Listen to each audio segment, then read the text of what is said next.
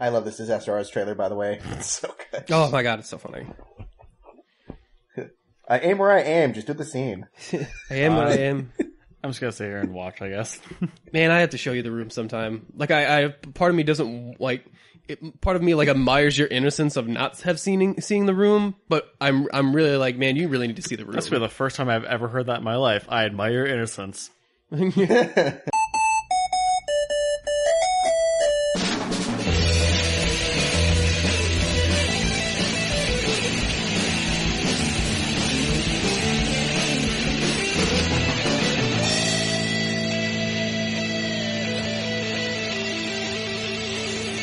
And welcome to the UGO podcast, It Edition, I guess. It Edition? It Edition, or, I don't know, maybe Stephen King Edition, although, like, that's not quite true. I don't feel like I know enough of the Stephen King adaptation oeuvre to... I wish we had a female, unapologetic here, that we can have an it girl, you know? Just an it girl, yeah. No, I mean, I feel like that one position would almost go to Patience by default. I don't know if she'd like that. Like, Patience, you are always the it girl, don't worry. Like, no, the it from Clown. Like, you think I'm a clown? Do I look funny to you? Like, do I amuse you? Like, ha-ha funny? Like, ha-ha funny? Like, now we're mixing references. Dude, Joe Pesci as Pennywise, that would be scary as heck. Yo, I'm a fucking clown. I'm gonna eat your little butt. What are you fucking scared of? Okay, now I just reminded of fucking Spawn more like than anything. I'm Pennywise the effing clown. Want me to fucking dance for you? Come on, fat boy. Kiss me. Kiss me. What, you don't want to kiss me?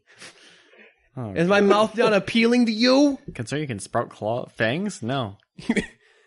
Come on, do you want this boat, Georgie? Do you want it or not? I have shit to do. You go want it or not? I'm gonna sell it to you at a markup. Georgie finds the boat underneath this pillow. I think we have I'm pretty sure. I'm pretty sure. Like, now we're just mixing, like, he wasn't in The Godfather, but, like, now we're just mixing, like, so many references. I don't even know where we started from. I do what I want. Shut up. I'll do it. Travis, you have seen Goodfellas, right? Just saying. Okay, good. Or good. more importantly, the memes that it creates with Joe Pesci. I just like making fun of random references. It's just Let's make our own movie, damn it. But yes, who is making their own movie and their own references? Why, it's me, Nick the Merc with a mic, my fellow Unapologists, Travis, and our news correspondent, Justin, the dancing newscaster. The dancing newscaster. You can't see it because it's not a visual format, but he is dancing his ass off. It's can't you hear the organ music playing in the back?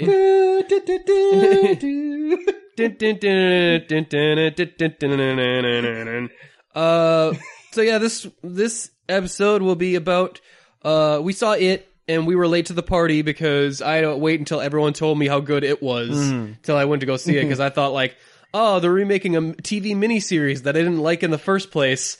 Nope. I saw it opening night, thank you. Yeah.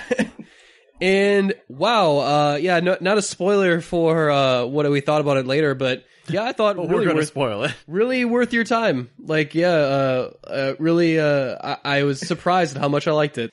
I'm really going to get sick of the word "it" by the end of this podcast. You're just going to have to disassociate it from, like, right now.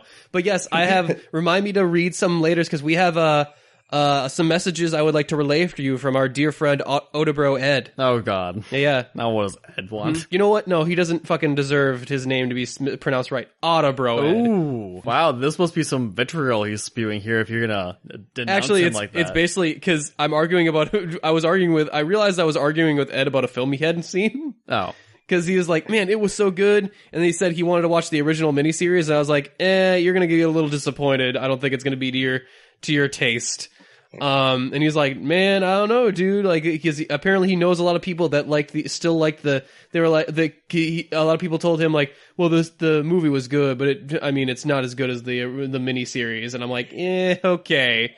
Maybe you need better friends with better tastes. I mean, I think everyone has very nostalgic love for that. And I mean, I can get that it's a product of its time and judge it fairly as that, but we're talking about very different properties here with that miniseries in this movie. So, yeah, but we'll get into that later, because at first we need to cover the news, the trailers of the week, And, of course, just the general announcements, which I will get to right now.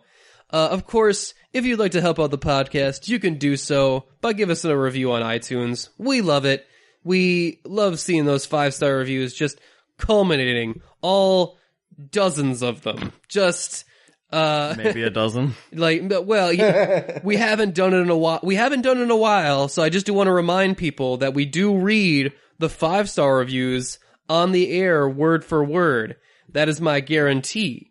And if you have something like you want us to say, like maybe some Pennywise-worthy quotes, if you want me to do it in my Joe Pesci Pennywise impression of Joe Pesci the clown, I will do that. Yeah, make up some other Joe Pesci clown quotes, and I would love to hear it. I think he would be called Pesci-wise by that point. Pesci-wise. Hashtag Pesci-wise. Pesci-wise, the fucking clown. But yeah, it really helps us out with visibility, helps us out with people that wants to check out the podcast, gets our numbers up and that good jazz. So we really like it.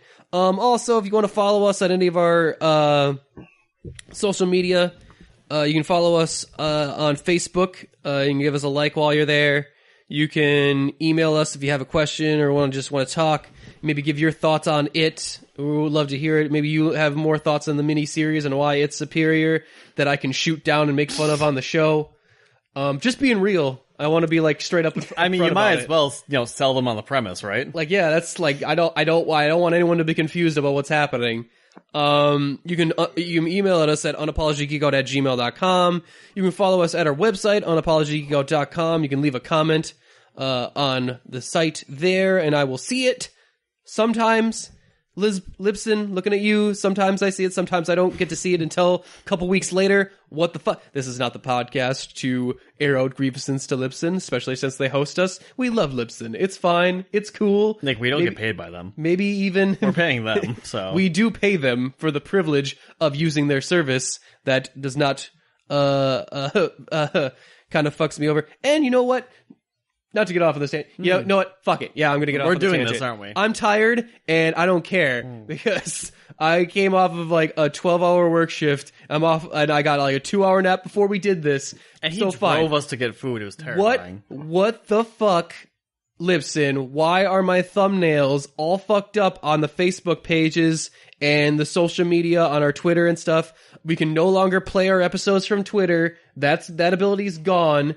You can't see all of our, like, half of our episodes on Facebook. They only come up with Isabella the Derpy Dragon picture rather than the specific picture that I go into Photoshop and make every week for the episode for that purpose specifically, but you just use the thumbnail, but not all the time, some of the time. So with that, Lipson, what a great service. Use it for everyone. It's what we use because I haven't figured out how to do it myself yet. Hosting an RSS feed or whatever. But anyway, speaking of Isabella the Derpy Dragon, who is also in the house, by the way, shout out Isabella, who also has a new friend, a brother, because we now have Drogo in the house. We have a plushie Drogo that we bought from ThinkGeek, which is now sitting there. Hopefully once we do incorporate some video elements with the Let's Plays, you'll be able to see them. But yeah, Isabella was developed for us by the lovely Kelly Main. If you wanted some art commission work done, check her out. She does some great work. The UGO of our logo was developed for us by Tanner Hackle Designs. Did some great graphics design work for us if you need some logo made or something like that. He's also a great option to check out. And since we were speaking of our Let's Plays, hey, we're doing Uncharted Lost Legacy Let's Plays currently. I'm putting a lot of work into the editing on those. Hopefully, some sound mixing and stuff.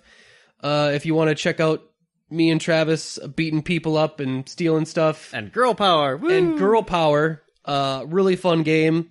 We actually just finished it. It was actually pretty good. No, it was a fun game. I'll tell you what, I really enjoyed it. A shorter version of like the other Uncharted games, but I would say a proof of concept of can you make an Uncharted game without Nathan Drake? Mm-hmm. And I would say yes, resoundingly yes, you can do it. Sure. I'm totally cool with other characters taking over the mantle.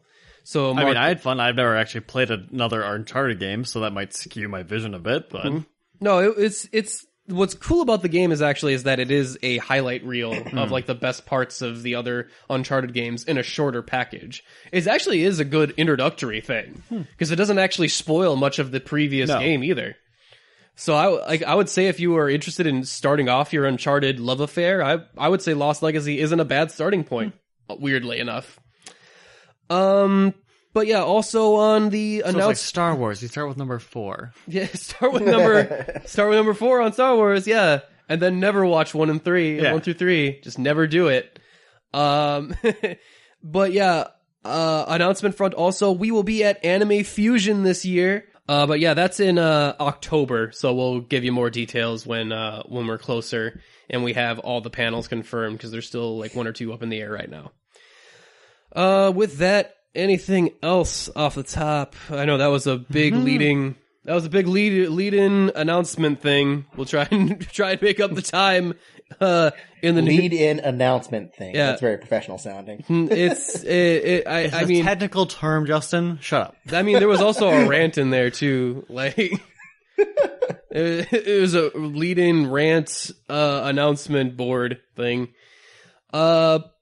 But yeah, that's what's going on. And with that, we're going to just jump right into the news and not waste any more time so we can talk about it and some Stephen King-y goodness later. Before we start, anyone else have anything else going on? Justin, how you living, buddy? Oh, I'm doing pretty well. I do have a bit of a slight announcement. This is very tentative stuff, but I am actually writing a TV show pilot. Really? It's what? Still, yeah, it's very, this is still very passion project, early development stuff, but I have a friend of mine we're collaborating with for it, and right now I just finished the first episode because I wrote the pilot episode and it was so long I had to split into 2 episodes because I'm just like, oh, there's too much material to cram into 40 pages of material. So I got the first 40 pages out and I'm sending it out to a few friends and family and that such and some, critics of sorts to just get some feedback on it. But yeah, I'm doing that, just trying to exercise my creativity. Very, very cool. I see that you really did get inspired by that Supernatural fanfic I sent you. Good on you. I fully approve, my friend. Dude, when I saw that scene with Dean and okay, I'm not gonna make a joke. I don't watch Supernatural, so I can't make any good jokes. I like that he started the joke and then completely abandoned it. Like, fuck it, I'm out. He pulls the ripcord almost immediately. Like, just Justin, here's the secret. Supernatural is the joke. And the Supernatural is the joke. Just okay. Gone. Okay. Supernatural. That's pretty much it. Okay. That's really exciting, Justin. Good for you. Always like to see. Yeah, I'm really eager to see what happens with it. Like, maybe nothing happens, but if I feel like this has any legs, I might try to pitch it to a few people. So we'll see what goes on. Well, I would definitely keep us updated. Well, if as you go further along, because I'm intrigued now. I wanna know what's going on. Yeah, no, I'll tell you about it off the air. I just don't want to broadcast all my details. I've told a lot of people about it already, but I don't want to broadcast nationally or potentially on the internet until I'm ready to really tell about it. Don't want anyone stealing that good idea, those good ideas there. Because we would never do that. I gotta copyright it, man. I need to get that first, then I can talk about it. Trademark. All right. We ready to get in the news, guys? Sure. News of the week? We are indeed. All right. So what should we talk about for the news of the week? You know what? I'm going to kick it off to our man, Justin. And now that he has been on the podcast so much, I realize that we need a name. We need an intro segment. So I'm going to make up a whole intro segment and a whole, with even hopefully a musical cue that will go in right here that I could splice in with, and we're going to title the segment, This Just In with Justin. Clever. Get wow. it? Get it? This is the news with This Just In Zarian. And also we just hear that boop. Skype just turning off like, Justin? What? Hello? That's better than calling it Z-News, because it's there. So with that, I'm going to kick it off to our man, Justin. Justin, what's just in? Well, this just in. Hey. No, okay. I'm already sick of this. The first one is obviously the biggest news this week, because the internet will not shut up about it, and I don't get why it's such a big deal. I mean, I do get it, but I'm actually not opposed to the idea. So we talked about Colin Trevorrow leaving, or I guess getting fired, off of Star Wars Episode 9 last week. Yeah. Yep, the And that was a latest big hit on the deal. chopping block. Yeah, and I kind of don't blame them. Apparently, Trevorrow, from what the rumors are, is that he was apparently a little bit difficult to manage because, he's the dude who made $1 billion movie. But anyways, they announced the new director and a new writer as well. And the writer is Chris Terrio, who wrote Argo, among other things. So he's got some experience under his belt. He also wrote Batman vs. Superman, but I don't think it's all his fault. And then the director is JJ Abrams. Oh. Oh, okay. So this one, like, I get why there might be some uproar or whatever. I mean, I don't really care. I like JJ Abrams' films enough, and the reason I like the Star Trek reboot is that he made Star Trek more like Star Wars, which is more my bag. Same here. But he fits in with the mold that Disney wants more, which he's a director with vision and a focus, but he also will work better with the studios, and he's been proven better to work with the studio as well. Including, who's the head? What's her name? Kathleen Kennedy. Kathleen Kennedy, yes. Who is basically in charge of the whole thing. I get why people are kind of upset of just like, oh, JJ Abrams, he did Star Trek Into Darkness, boo! And I'm kind of like, yeah, but he does some good stuff. We all make fun of him for certain things. I mean, there can only be so many lens flares in a movies before you make fun of a guy. But I think overall he's proven that he can make a general story structure work. I don't know, Justin, what do you feel about it? Well, I mean, I'm in the camp that says that Force Awakens was a pretty good movie. Like, no, and it wasn't flawless, and I like it too. I think that the only problem with me was that the ending was a little weak, but like that's a problem that both the Return of the Jedi and A New Hope. Well, New Hope is the ending isn't weak. It's actually more the second act that I have a problem with. But it's not like those films were perfect to begin with either.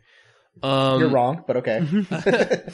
I mean, I've always stood under the fact that the Star Wars franchise is a weird franchise to me because it's a franchise that is propelled into stardom when it only has one truly great movie under its belt, and the other movies are just still wrong, but okay. The other movies are just really good. Like A New Hope's really good, and Return of the Jedi is pretty good, but like Empire Strikes Back is great.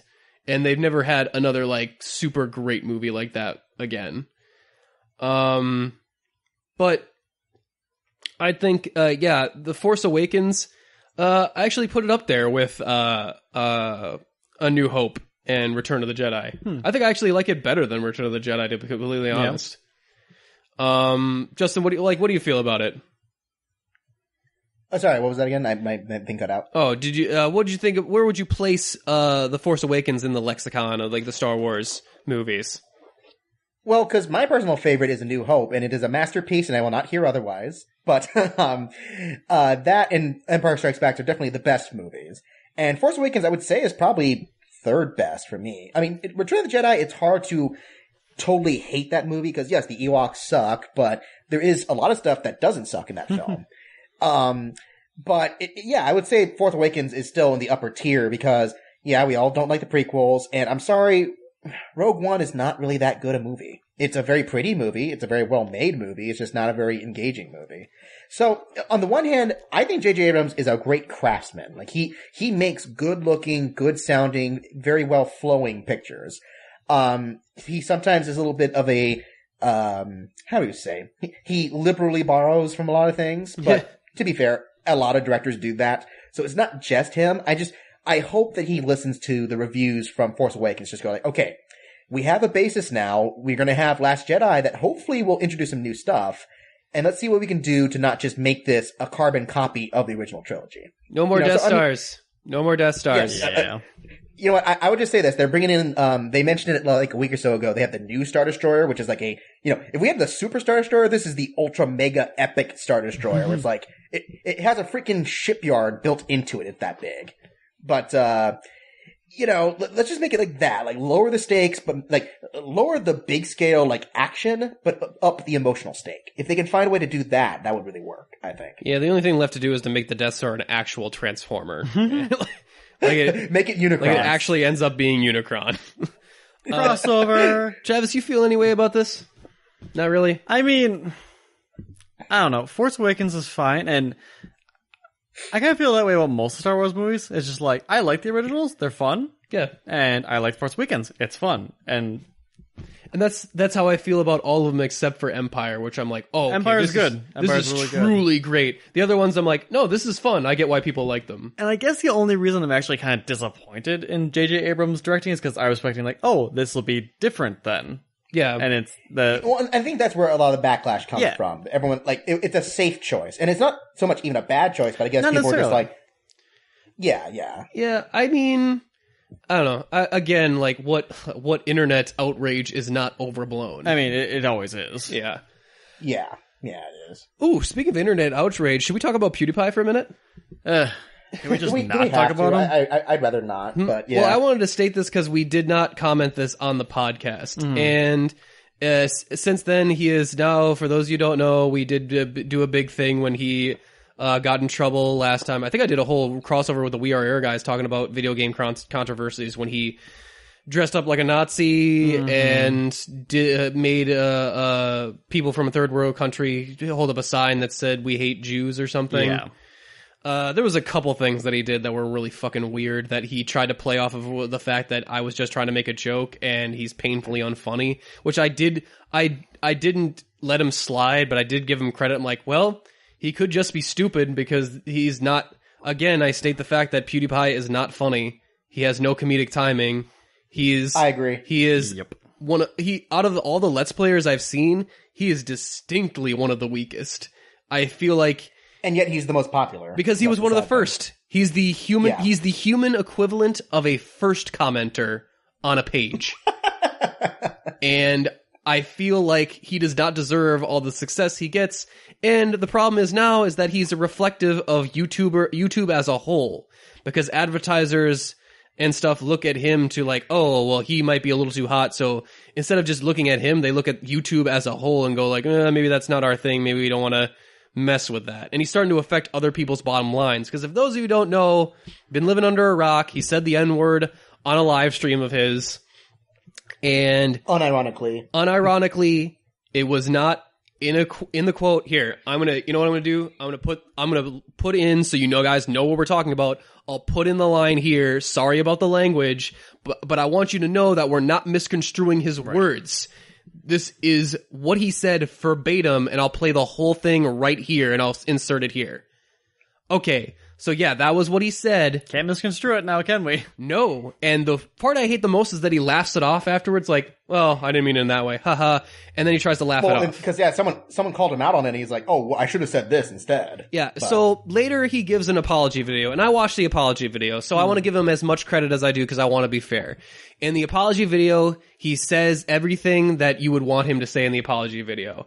As far as doing something post controversy like that, it's the most you can hope for, right, of him being like, he's fully committed, like, I'm an idiot. I realize that language is unacceptable. For those who think it is, they're wrong. He goes through everything, and he does, say his mind, and he says that I'm disappointed in myself because I obviously haven't learned from my previous controversies, so I need to work on that because obviously there is a problem here. Mm-hmm. And I go like, hey, I want to give him as much credit as I can. That is exactly what most of us want to hear. My issue still is that it is now impossible for us to know if this is your true feeling or if you are doing this because your bottom line is now being effective because advertisers are pulling out of your videos. Well, not only just that, but now it's getting strikes against him. If he had broke down as soon as he said it, if he had broken down and as soon as he said it and give this video on the live stream and was like, fuck, I cannot believe I just said that. I am so sorry. But he tried to laugh it off and tried to get away with it because he thought maybe I could. And for me, I'm just like, look, we have no idea if you're seriously apologizing or if you're apologizing because you got caught. And at this point, I don't really care. You've had so many chances, and people are still defending you. The one thing you two said when we were talking about it was like, Oh, what's the first time he said something like that? And you even mentioned, like, yeah, Nope. that we caught him. This is the first time we caught him. This was on a live stream where he could not go back and edit it out.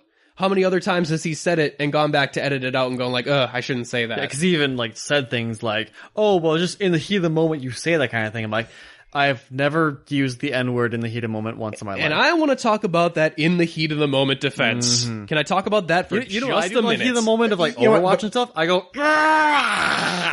Before you say that, I know people who say dumb stuff like that in heat of the moment, so I can't completely rule out that that's not a valid defense. It's a weak defense, Very weak. But I know that it is something that people do. Well, and that's a problem of self-control more than anything. People who argue heat of the moment, yes, people say things in the heat of the moment and they say things that are dumb. That said, the best way to do that is to not get so invested in a video game. It's just a game, That's the argument. that You don't or, have to fine, you get things in the heat of the moment, and then you apologize right away for them. No. You know what? We're going to give Justin the slow clap on that one, because Justin said exactly what I wanted to say, and is that fact that if you are so invested in a video game that it makes you say stuff in the heat of the moment, in air quotes, that you would say, like, I don't know, when you are actually, like, if your leg is busted in half and it's hanging from a thread, I don't really care what you say. Yeah. Like, okay, you're saying stuff just because of, like, shock and, like... It might be weird to say the N-word when that happens, No, but... I don't, like, that's gonna be weird, but I will let it slide. I will. You're in a seriously delusional amount of pain. You like, if you're saying it during a video game, your level of investment on the video game is not at the right level. Probably unhealthy. It's on an unhealthy level. And I'm gonna go ahead and say that. I don't care. And I realize that I always like to identify myself as a casual gamer, and I'm not really. Like, I play a lot of video games. I mean, I'm not a pro gamer or anything. I mean, you don't have any stars on Overwatch. So I don't have any stars on Overwatch yet, but I play a lot. I play a lot of video games. We are Let's Players.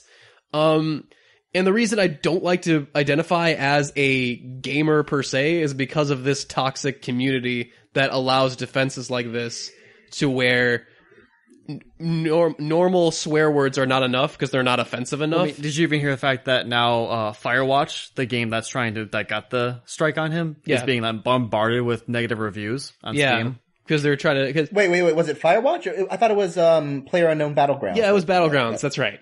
I'm not sure if Firewatch, if it's on a different thing, but I know Battlegrounds was the thing he said the stream on. Firewatch is the one that I think that actually put the strike against him, though, trying to get... because it was the same company? No, Firewatch is the game. Oh, I see. Okay. Oh, okay. Firewatch is the developers of the game. Like, he must have also done a Let's Play of it, and they're trying to get the videos taken down. And as far as that goes, sorry guys, but as I understand, I looked it up. As I understand it, Let's Plays are not technically counted under fair use, and they're allowed to be up via the games, via the company's goodwill to let it be up. Because most companies like the free advertising of like, hey, these people are playing my game. Look at the game. Look at this. It's free advertising, so most people let it up, but some people don't. Very few people, very few actual developers say, take this down because we don't want people watching the game, like Atlas, that weird fucking thing. Or Nintendo. Nintendo, they'll just take your money. Yeah. And it's like, you can play, we'll just take all your fucking money. No, Atlas actually would take down Let's Plays of Persona 5 if you play it after a certain point. And look, you can't spoil the game. If someone was making money and they were making offensive commentary that I did not agree with, and they're making money off of content I created, yeah, I'd go after them. I'd be a little pissed. I'm like, no, I'm not going to let you make money using elements that I created. I'm not going to knowingly contribute. Fuck that. I'll do whatever I can to make that not happen. And look, Kilberg, or whatever the fuck his name is, PewDiePie, he's got issues he needs to work out. And look, I understand that Let's Players, they watch Let's Plays because and I realize that I don't get it because I don't watch a lot of Let's Plays. I watch Let's Plays that are funny, and I'll watch Rage Select. For those you don't easy plug for Rage Select. I think those guys are funny. Jeff has a rotating cast of characters that I like that it keeps it different every day of the week. He has a good. And Jeff does that. He does that thing that I like about Let's Plays where it's not just screaming. Like, they're having casual conversation where they're actually talking about the game or talking about themselves in a way that's not distracting to playing the game. Yeah, and he's a lot and it's a lot better to... The only thing PewDiePie does is that he just yells a bunch so that there's no dead air, but there's nothing of substance there. He's just yelling. And guys, I mean, just find another Let's Player. There's so many of them. There are so many of them. Why do you need to watch PewDiePie? What are you getting from PewDiePie that you're not getting from other people? And again, full disclosure, don't get it. I don't watch a lot of like regular Let's Plays. I'll watch some Let's Plays of a game that I'm wanting to play. I watch 5 minutes of it and go like, that game looks cool. I'm gonna go buy it and start playing myself. So yeah, with that, we'll put that PewDiePie thing to rest. Unless anyone has any last minute thoughts. I'm gonna say that. Yeah, Justin, go for it. Like, well, first of all, his name is Felix Kilberg. Kilberg. Sorry. Right. Yeah, Felix Kilberg. I don't think he's a dumb guy. Like, I've seen enough of his, aside videos, like those apology videos and that stuff. He's not stupid. He's not, completely a dick. I think he just has poor judgment sometimes, and also a lack of humor. But, so that's what I'm saying. I can't, diss him as a human being completely because he made, one or two mistakes with these bad jokes. I just think that he's such a shock jock that he strives so hard for new content that, sometimes he doesn't quite know when to say no, kind of thing. But that's really all I have to say about that. I've been that guy forever too, just like you were saying. I don't think PewDiePie's funny. I've seen enough of his videos. I don't think he's a genuinely interesting or humorous person. And maybe I'm biased because I love the Rage Like guys, been following them since Loading Bar. Just saying, true fan. Mm-hmm. But, I love the Loading Bar days too. That was a great name. I'm so sad they had to get rid of it. I know. I still have a whole bunch of the old videos, so if you ever need to borrow them. Dude, I might hit you up for those. I might be missing some of those. Yeah. No, when the site was going down, I had to pull out all the audio, all the videos. I'm just get as much as I can, hurry! I did the same thing with Leog. Oh yeah, it's like those guys in World War Z where they're all clamoring at the grocery store, just pulling cans off the shelves, just you gotta get it all before it's too late. We're like apocalypse preparers only for podcasts. But yeah, anyway, I think that's enough time on PewDiePie. I'm kind of done with him. I don't want to talk about him anymore. Because again, any publicity is good publicity. Yeah, and let's face it, he's just gonna fuck up again. Oh yeah, he's never gonna learn the lesson until if he gets 3 strikes and his channel gets taken down. Let's be real. He's not gonna learn. If he was gonna learn, he would have just maybe I should not say the N-word ever. Anyways, on that point, just a little note, it's not really much of a story, but the theme music for Star Trek Discovery, since we mentioned about Star Trek, is up for you to listen to. It's actually pretty good. If you have a chance to listen, it's very much an influence it's influenced by the older themes of all the TV shows. So, check it out. I believe the composer is Jeff Russo, who did the Fargo scores, for the TV show. Oh. So, that's pretty cool. Thinking about Marvel stuff, so you remember how Nick Blood and Adrian Palicki left Agents of S.H.I.E.L.D. to do other stuff? Where it's we got our spin-off show that surely will be picked up by the network, right? Oh, do I remember when the best things about Agents of S.H.I.E.L.D. went off and never came back? No, I don't remember that at all. I don't remember that. I don't remember how the best casting for Mockingbird, Adrian Palicki, she left. I did not notice her absence ever in season 3. Didn't notice it at all. Yeah. Well, unfortunately, Adrian Palicki is busy telling dick jokes and being a drama with Seth MacFarlane on the Orville. But Nick Blood is coming back to Agents of S.H.I.E.L.D. next season. So. Cool.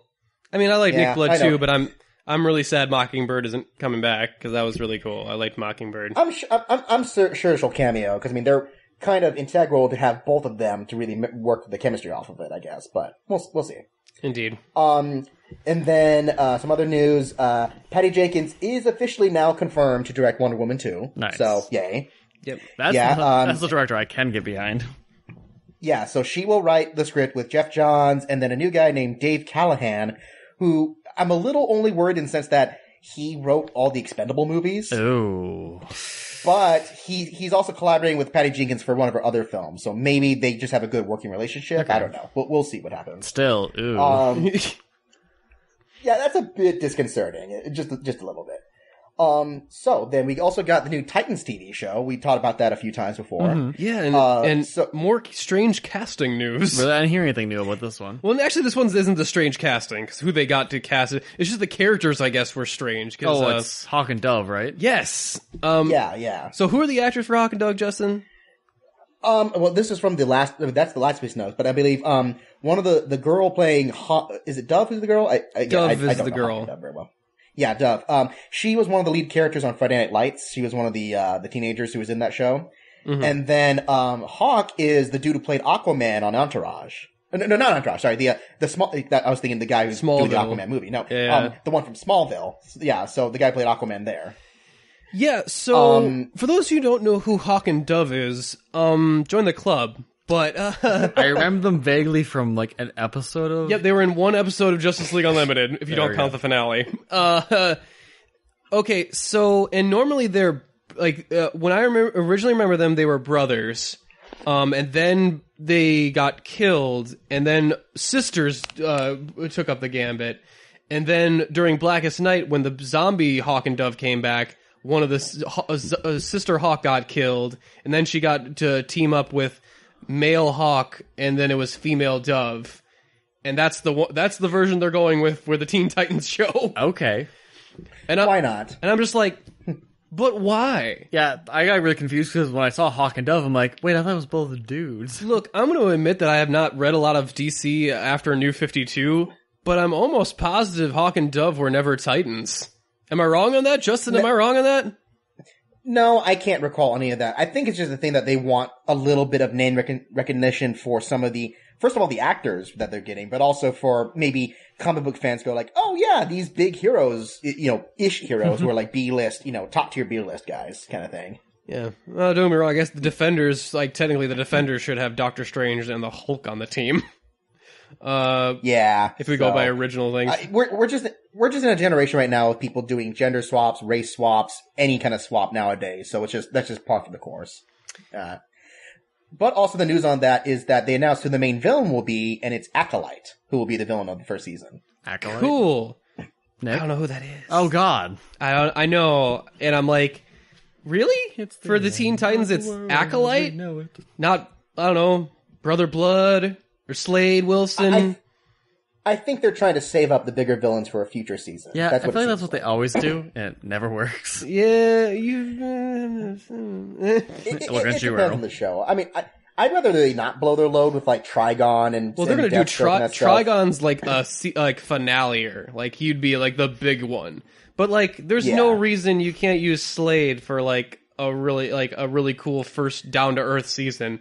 Because he's a really... Well, and technically, Slade is Deathstroke, so maybe there might be some conflict with Deathstroke being on Arrow. That might be an issue there. Yeah. Yeah. I mean, I would get the same actor from Deathstroke and, like, save him from Arrow. So he doesn't have to be on Arrow anymore. And that way that there's no more good things left on Arrow, so I can finally stop watching Arrow. Yeah, right.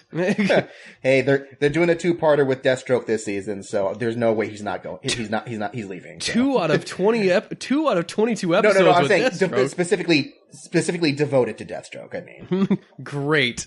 Can't wait. Him and his kid. Okay. I'm sure that'll be. I'm sure that'll work out just as good with Ollie and his kid. Playdate. God, fuck the CW. Anyway, let's move on before we have an explosion of Arrow here. But they just posted up a new look at David Harbour as Hellboy, and he looks a lot like Hellboy. Looks pretty good. Different. Yep. Yeah. And with that, the movie is set for 2019, and we talked about the Ed Skrein controversy. Well, Daniel Day Kim from Lost is now officially confirmed to play that role. So. Yep. So obviously they did listen and we're like, okay, maybe we should cast an Asian guy. Cool. Maybe we fucked up. And yeah, it was good on Ed Skrein to drop out. It's going to give him a lot of good PR. And Daniel D. Kim is a really great actor. So, and he's also, I guess, a very hot button issue because of him leaving Hawaii 5-0 due to pay disputes. So, I'm sure he'll capitalize on that on top of this casting kind of thing. Like, look at me, I got Hellboy money now. But we'll see. Phil Lord and Chris Miller, they're going to help rewrite the Lego movie because now they're not doing Han Solo anymore. So there's that, and it will be apparently tackling gender differences as a topic. Well, for those of you remember the ending of the last film, without too many spoilers, it does deal with if the first film is how a young man would play with Legos. The next film does lead into like how if you had to share those said Legos with his younger sister, that's the deal of would be the next sequel. So I'm kind of digging on that. I kind of like that aspect to it.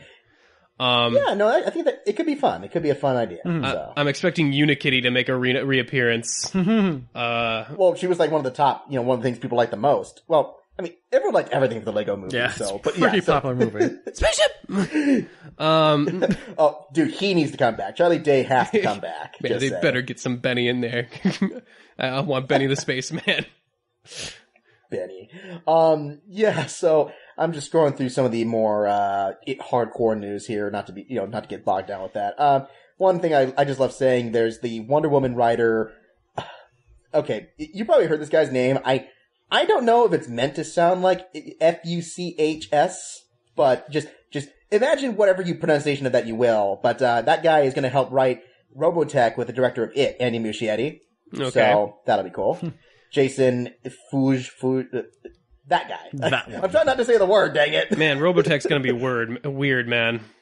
Like, I don't even remember, I remember watching Robotech and be, when I was younger and going, I don't know what the fuck is going on. Yeah, I really liked it. I mean, it's a great anime series. Well, but sure. Yeah, it was cool. It's going to be don't get me very wrong. ambitious.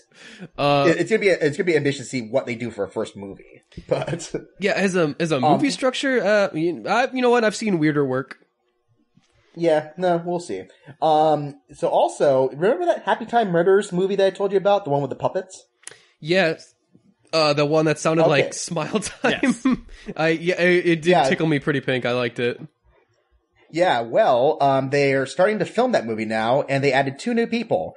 Elizabeth Banks will be in it as a burlesque dancer. Yes. And then, just announced today, Joel McHale is joining the cast. What? So, Okay. yeah, so that'll be a lot of fun. He's Loving going to play this a stern cast. FBI agent, so. Rita Repulsa and Jeff from Community. I'm in.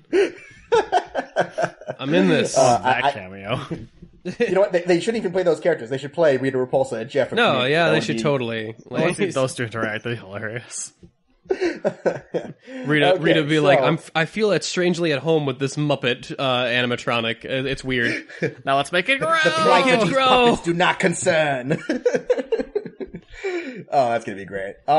So Game of Thrones, apparently because fans are a-holes and keep trying to spoil everything on the show, they're gonna film multiple versions of the ending to see if they can try to stop people from spoiling the show. That's funny. Dude, I love this. One, because it's trolling people who want to spoil, which is always hilarious to me, because fuck those people, because I hate spoilers.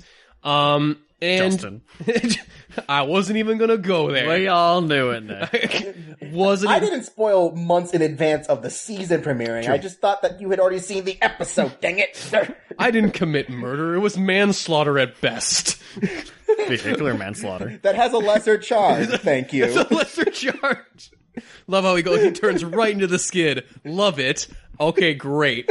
But also, I can't wait because that means there's going to be a bunch of alternate endings for the DVD pack. Yeah, you still watch them all. Yeah, that way. Yeah, hey, no, they better put all of them on there. I Dude, want to see all of them. that way, if it has a bad ending, if they have 5 other ones, I'll go be to the like, next one. I'll go like, hey, maybe one of these will be good. Yeah. Or hell, maybe they'll have with how the series is going so far, maybe it'll have maybe I can do a supercut of the best parts of all the endings, Yeah. and everyone can do a choose your own adventure of how you want Game of Thrones to I didn't end. turn the page, Nick. I didn't turn the page. You saw me. I There's did the not, Tyrion did not die. I didn't turn the page. yeah, no, Tyrion dies in all 5, all the endings. Nope. You can't get through, it always comes with no, but I didn't want this character to die. You always have to choose which character Oh goes. god, that'd be terrible. That'd be hilarious. I would actually Yeah. love that. That'd be great. Any other last minute news stories? Because we gotta wrap up and get to our trailer talk. Anything rapid fire? What we got? Yeah. So here's a few rapid fire. So you remember that show The Boys that's being promoted? It's a adaptation by Seth Rogen and Evan Goldberg of a famous. I want to say fuck. it's not a Millar comic, is it? I'm pretty sure it's I think it's Millar. Millar. No, wait. But, it's a that's Garth one Ennis where- comic. Garth Ennis, that's right, where it's a bunch of guys who are enforcers for superheroes. That's being moved from Cinemax to Amazon, so that's kind of cool. It's going to get a little bit more, probably, money and power. Mm-hmm.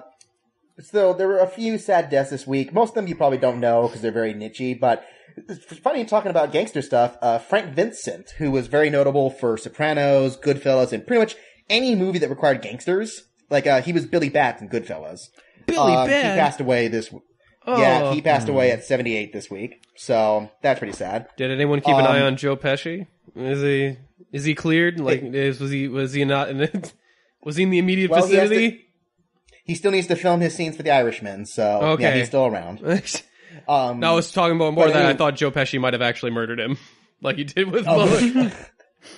Okay, that can be concerned. No, I think Pesci's too old to be doing much anything right now. No. But so then also a few other deaths, like there was the co-creator of Wolverine and Swamp Thing, Len Wein, which, you know, that's a big deal for comic fans. He passed away at 69. Rather young, you know, considering, relatively speaking. Also, the big death that I alluded to before we started recording, Harry Dean Stanton died. What? Yeah, Harry Dean Stanton, if you guys know, he's a very acclaimed kind of art house actor. He was in the first Alien movie, Paris, Texas, Big Love, Repo Man, Twin Peaks. He had a big role in the recent season. He just passed away at 91 earlier today. Wow. So,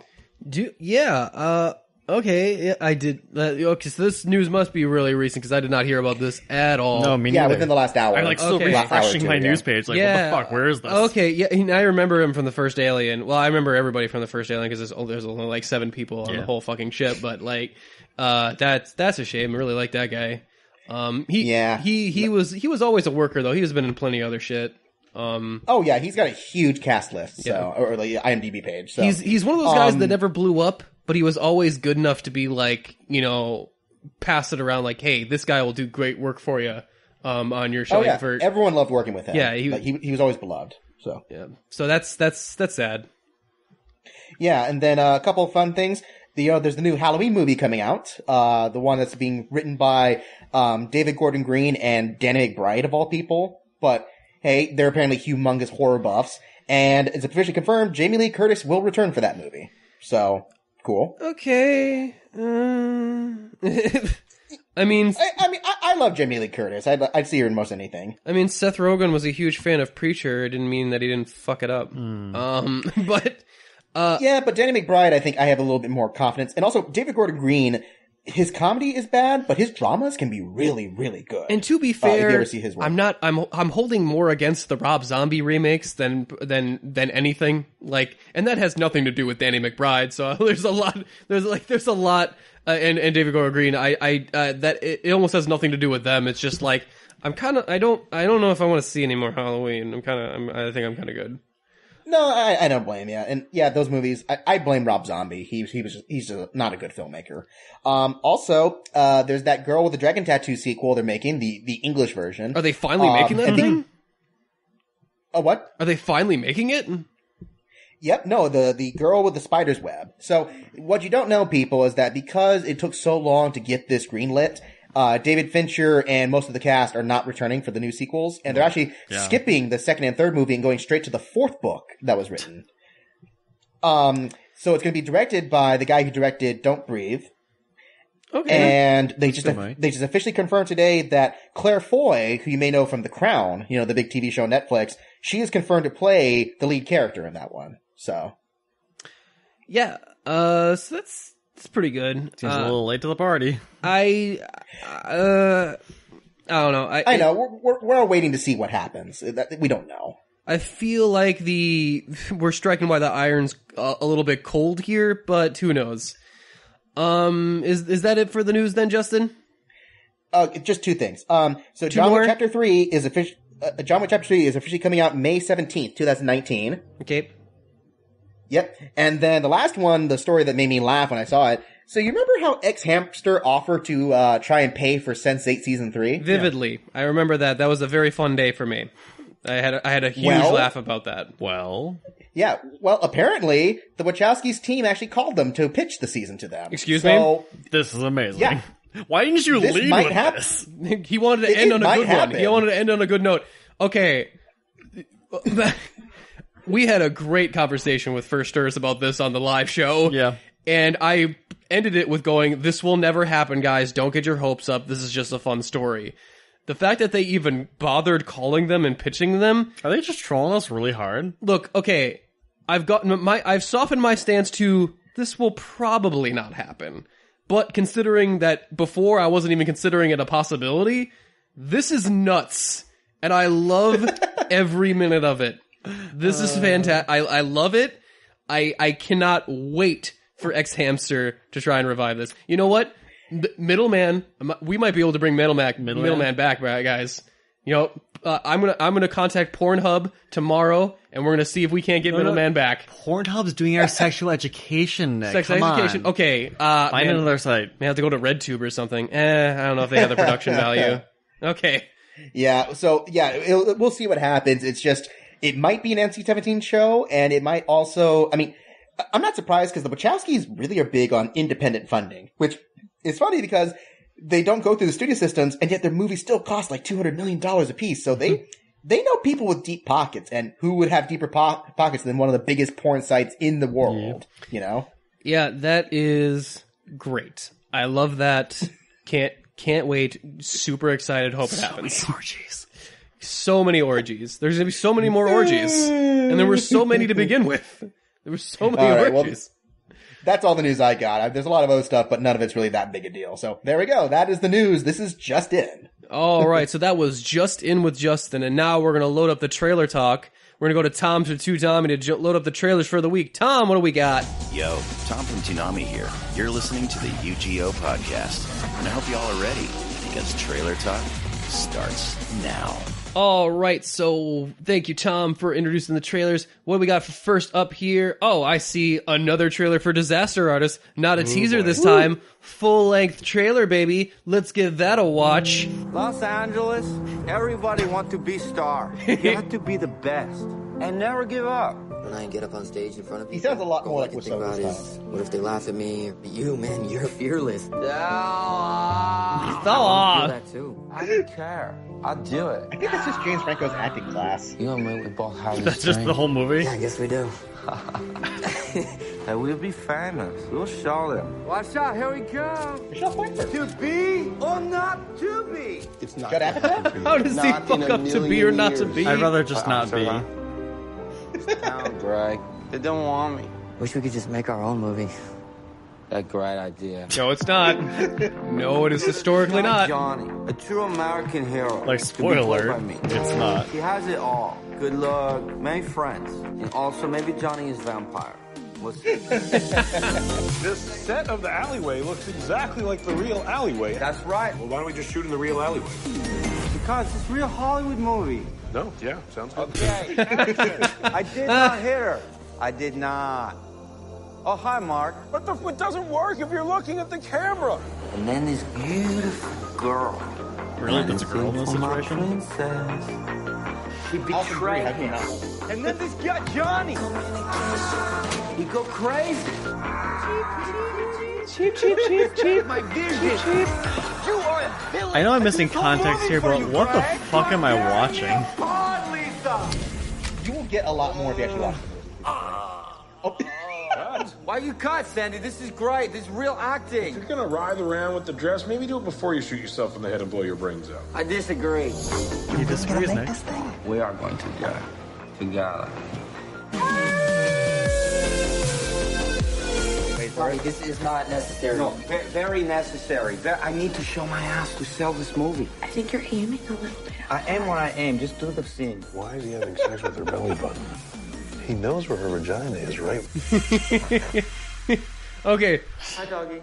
so that was the trailer for Disaster Artist. Still not sure what I watched. Fantastic. Okay, so context. You don't have any context for this. I really don't, except for the teaser trailer for the movie. So Okay, so yeah, Tom you go ahead. was Go ahead. he is a fascinating dude to the point where I'm like, I don't know, like, is there something wrong with him? I don't know. Like, I think he doesn't have that part in his brain that processes shame.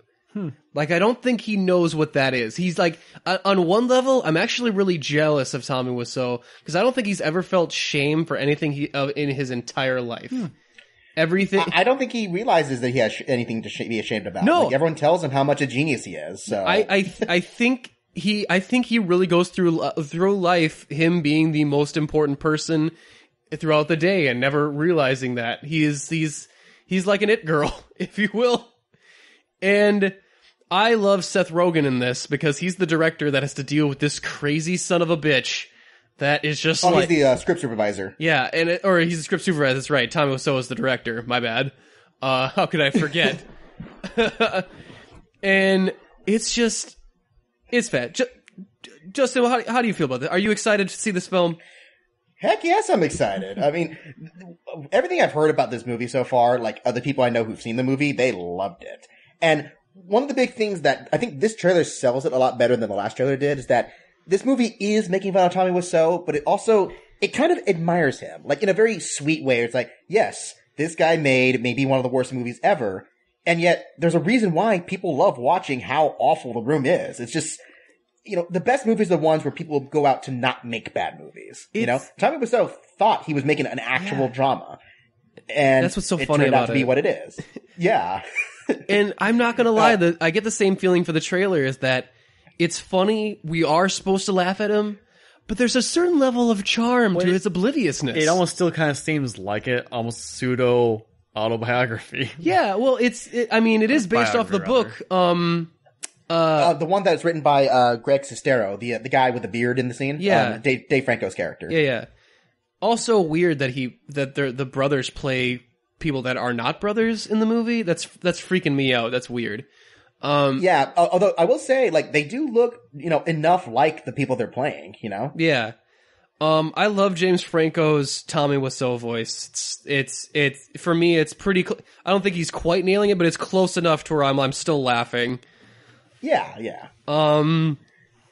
Yeah, I just, I can't really explain what it is about The Room or the trailer or this movie that has me so intrigued, but it intrigues a lot of people. Like, it's interesting, and I am really looking forward to it.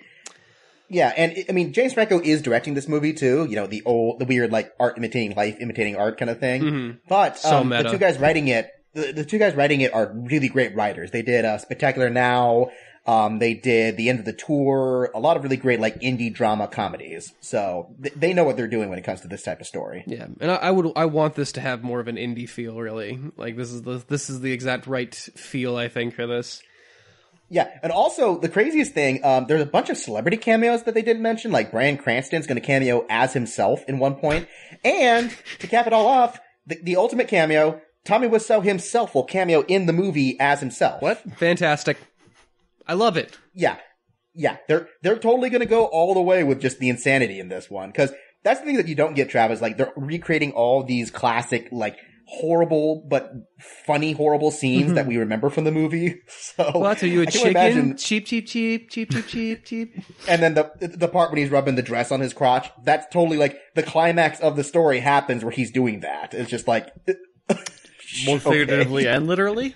Like, I wanna see this trailer from Travis's perspective, where it's like, this isn't a real movie. You guys are trolling me. Well, there's no way this movie exists. To be honest, it looks like it's supposed to be like a scary movie type parody, and I'm just not getting the context. I'm like, I don't get these references. Well, no, to be fair, you'll get a lot more if you've never. If you have seen. Well, obviously. For sure. Yeah. So I'm not sure for the uninitiated how much it'll hold up. But with that, should we move on to our next trailer? What we got in our next one? So. This one, it's its second trailer. We didn't talk about the first one because we had it on a busy week. But I did want to talk about the Shape of Water trailer that just recently came out, the Guillermo del Toro film. Or as the prequel Abe Sapien film, as other people have called it. So let's give that a watch.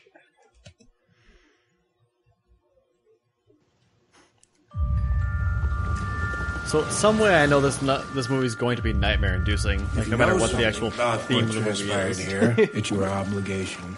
Yep, there it is. What does she say? She doesn't talk, dumbass. That's good. Looking like you don't. Yeah, she's mute. Their only concern is the asset. The Soviets want it. Do you have it? Of course the Soviets want it. Yeah. Either you see someone coming in or out of the lab. Nothing out of the ordinary.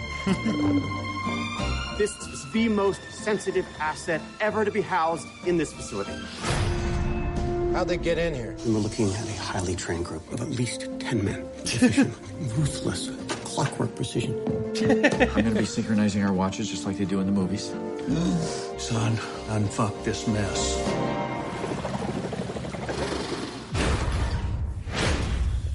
You deliver. That's what you do. You deliver, right? right? Oh my god. The only thing scarier than Michael Shannon yelling at somebody is Michael Shannon yelling at himself. Right? Shanception. We need to get him back in the water. One last time. Where is it? Listen, fella. Nope. Still scary when he shouts at other people, too. Oh, that's right. I remembered him a black guy in the 50s. Is it me or does it feel like this is giving away way too much? Yeah, it's a pretty long. I feel like I'm kind of watching the whole movie right now. Now, this is awesome.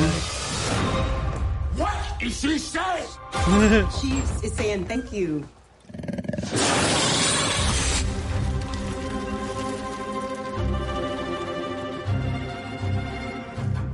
So that was the Shape of Water trailer. I'm just gonna say this right now. She wants that fish stick. She does want that fish stick. So this is a romance / escape film with Michael Shannon as the warden / jailer. Super scary. I love that there's a giant fucking fish creature in this movie, and I'm way more afraid of Michael Shannon. Oh, definitely. Michael Shannon looks way more like an alien creature trying to eat me. Especially when he's got the sweat and the spittle. I'm just like, the black guy stands up like, sit down for your own good. Jesus. Just sit down. Like he's trying to save him. Like Michael Shannon's trying to save him from himself. Like you don't even know. And I love, him screaming at himself in the mirror is just like, oh my god. There's a look in his eyes that I think is not acting. It's him like, is that what I look like when I scream at people? Damn. Like, I think he finally realized in that moment how scary he comes off to people. Like he's like that guy from Family Guy who's like, where he tries to stab himself to make it seem like oh, is that what I've been doing to people? I'm a monster. I deserve to be in prison. Damn. That's not cool. So I like of course I like the visuals. Well, it's Guillermo del Toro. That's beautiful. That's par for the course. The cinematography here, especially with all the water, it's great. It's hard to make a film so based around water without making me think of James Cameron, but I got a very distinctive, different feel. Yeah. I love our Abe Sapien guy. I don't know exactly what his name is, but fish creature dude's got a great look. Fish stick. He's not quite like Abe Sapien. He's got a little more of an edgier type look to him. Abe was a little. He looks kind of piranha, like a piranha almost. Yeah, he's got those fringes, bluegill or different types of fish have for defense. Sapien was a little smoother, a little more relatable. I like who is the woman playing the main character here? That is Sally Hawkins. So Sally Hawkins playing a mute woman. Really great. I like that element. I like that Michael Shannon is so frustrated with what is she saying? What is this person saying? She can't verbalize her fear for me. I don't like that. So yeah, I want to put myself down in the very firm, very interested column. I want to go see this in the theater. Justin, what are your thoughts? Oh, sorry, me? I missed my... No, the other Justin. Okay, no, sorry, I just... my audio. Anyways, yes, I am super, super excited for this. Guillermo del Toro is very hit and miss, but when he hits hard. Pan's Labyrinth is still on that list of movies that, maybe 3 movies that have ever made me cry at the end of it is still Pan's Labyrinth. And by all accounts, the people I've heard who saw this movie, which we have at least one person on one of us who did see it at Toronto, they love it. This already won the top prize at the Venice Film Festival, and it's building, there's a reason it's poised for a December release, squarely right at the Oscar season. Ooh, they got some balls on them. Oh, they're pretty sure they have a hit here, and I think just by all accounts, it looks fantastic. All right. Just on design level, and apparently the big thing that we're not getting from the trailers, which, you get a little bit, but it's a very, the romance actually does play a big part into it, more than just the scares and the tension. That it's apparently a really disarmingly sweet film. Well, it almost have to be for this almost kind of this mute kind of petite female character to risk this much to get him out of there. Mm-hmm. There'd have to be a bit of emotional connection going on.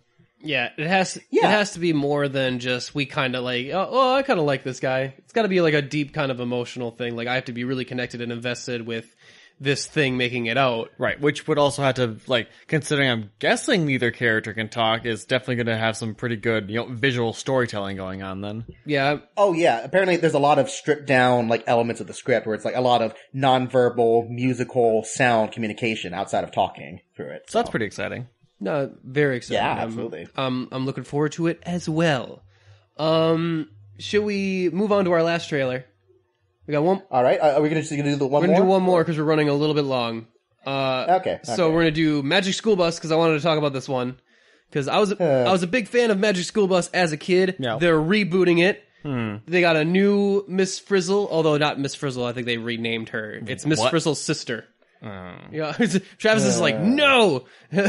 I liked it because he was non-committal to begin with, and it was just like, wait a minute, they replaced Miss Frizzle. I stand, no, sir. I am no longer I'll non-committal. touch on that when we get to there, but yeah, I have some thoughts on that as well. Miss Frazzle? Well, without any ado, she's Diet Miss Frizzle, Frazzle. It's like Miss Frizzle, but with half the calories. Half the crazy. But anyway, let's give that a watch.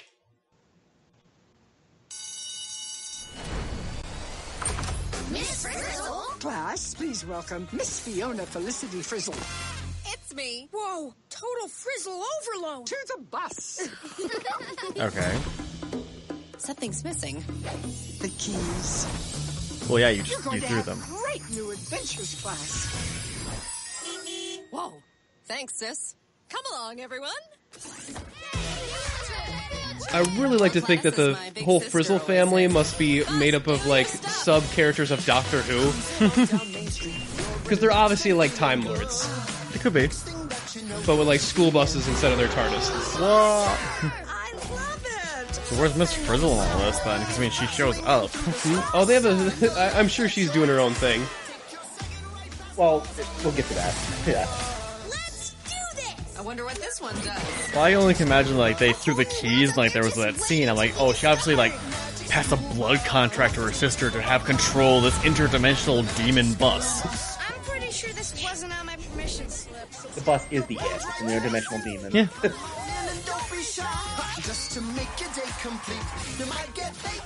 So... I am on a roll today. Let's go again. So it's just more Magic School Bus. So it's more Magic School Bus. Our adventure begins. Oh, but there's a little stinger at the end here. What's Miss Frizzle up to? Like, yeah, I get it. Like, Lily Tomlin, she has another show that she's doing. She's getting too old to really do the part like she could. But it only makes us think about the old show to have her featured so much in this new one, you know? Yeah. Yeah, I'm not sure if it might have been a mistake to have her and the new Miss Frizzle in the same scene together, because it does give you oh shit, this is the old show, and then you get with Kate McKinnon, who is fine, by the way. Yeah. It's fine. And but Lily Tomlin has just a distinct voice. You know what I mean? Like Kate McKinnon, she's just very. She's just any other actress, it feels like. Without Kate McKinnon, Kate McKinnon has a very distinct physical element to her acting that I feel is very lost when she has to do the voice acting. I agree. But that's not what I wanted to complain about. I wanted to go on a rage for Miss Frizzle as the fictional character. What the shit? Getting pushed to the curb with a younger, hotter version, and it's her sister? Whoa. I'm seeing some soap opera elements here where she tries to get that shit back. Like, her and that fucking lizard are going off trying to get back at her sister. Plots. Yeah, I'm thinking some real crazy stuff right about. But that would be the show I would want to see. So you're gonna mix Magic School Bus with Game of Thrones? yeah. I want to see that. Or mixed with Doctor Who. I don't really care. I mean, this was a show always for kids, and that's what I like it. But although the Disney, the Voltron show remake was surprisingly good. The DuckTales reboot, from what I've heard, is surprisingly great. They've been doing a lot lately, so I'm not quick to dismiss it. But Netflix does have a lot of crappy animated shows, though, too. Yeah, I mean, for everyone, I'm sure there's a bunch I haven't even clicked on the recently added board or whatever. Right. Yep. But yeah, I'm not. I mean, the animation has this kind of old school feel to it, but with like an updated CG look. The outline when she grabs the keys is a little weird. Yeah. Like, I'm not sure, like, whoa, what was that? Nope, that was the blood contract. Yeah, I'm not digging this art just yet. Like, it's decently colorful, but it still feels kind of stiff. Yeah. Which, I mean, the old cartoons weren't like masterworks either, but they felt a little bit more expressive compared to this stuff here. Well, what you gonna do? These, the old style teachers that get in the boot, the old education system, no security in it, I tell you what. I'm pretty sure that the old series is on Netflix, isn't it? I think so. Maybe? I don't know. I just hope I think the only reason they got it on Netflix is because Lily Tomlin's a big hit on one of the Netflix shows, so I think that's the only connection there, Could really. Be. Yeah. I just hope that we see Miss Frizzle team up with the teachers union to try and get her job back. But because I'm really interested to see what a Magic School Bus Teachers Union is like. Cause I've got tenure, bitch. I have tenure. Crazy. All right. But yeah, with that, we are going to go into a small musical break, and we'll be back with our It Talk right after this. I don't like it. No, I love it.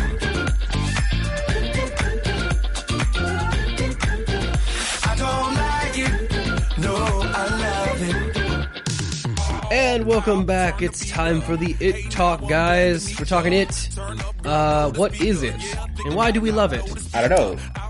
What is it? Is it interesting? Is it good? I think it's convenient we're talking about it because now we have new mics right now, and I think I'm like talking into a clown nose. Yeah, I did. Don't squeeze the mic. That is not... Dude, that's a potential for a horror scene where like the microphone starts to morph into the It face. Oh, God. Just like, ah! I mean, this is... I wanted to talk about this movie even though it's a little bit late.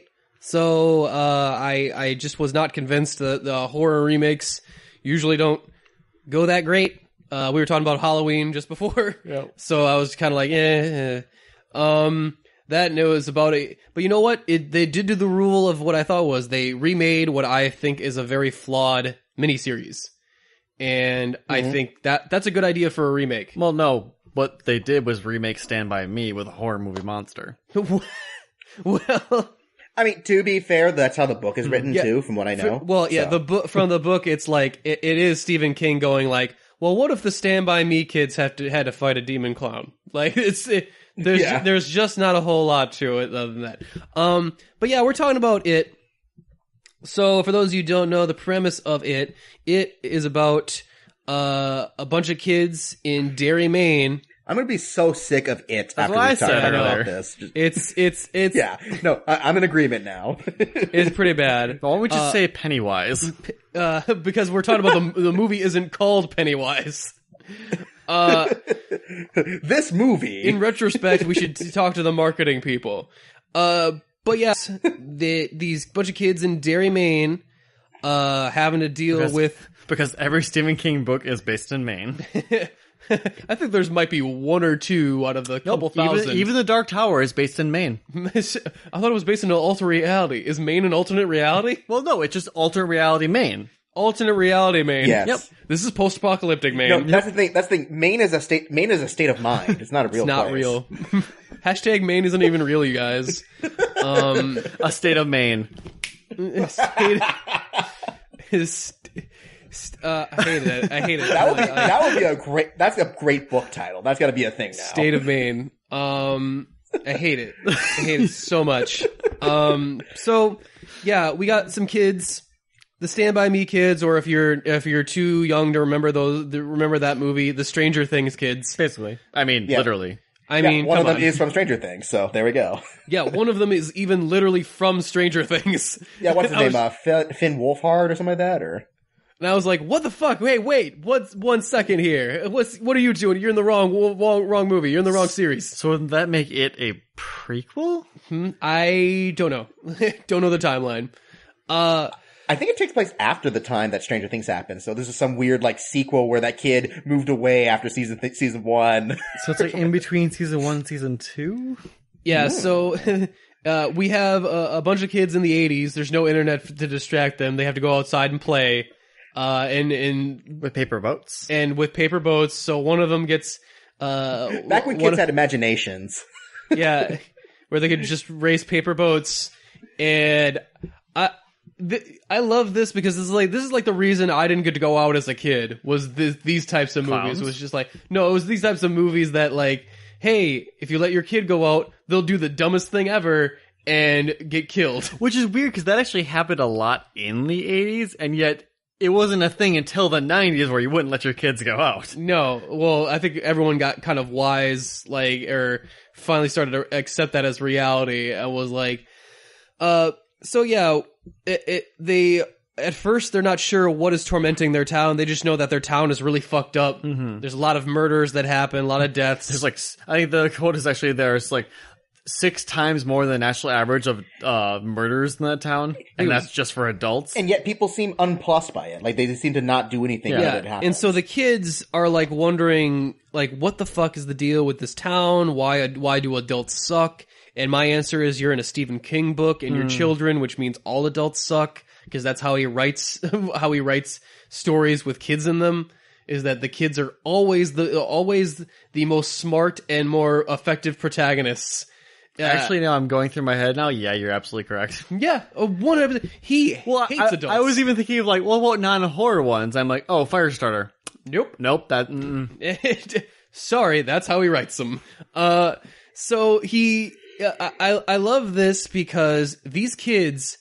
I love it because it means that these kids have a direct reason why they have to deal with this thing themselves. Because no one else will. No one else is going to do it, and if they don't do it, they're like there's a good chance that all of them are going to die. No. So they have to like band together and this is weird that they call themselves losers, the losers.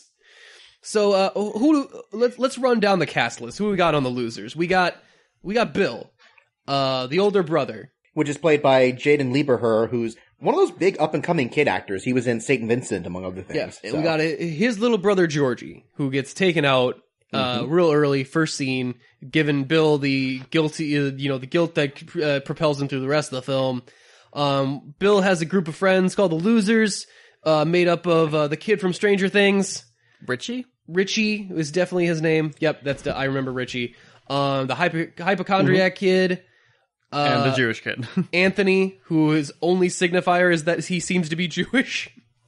The black kid, whose signifier is who is black. Yeah, that's okay. So maybe they're not the most deep characters. He is not only is he black, but he's also an outsider in the town. That was actually a semi-important character, which they did censor a bit for this version because it got a lot more into the racial stuff in the books, from what I heard.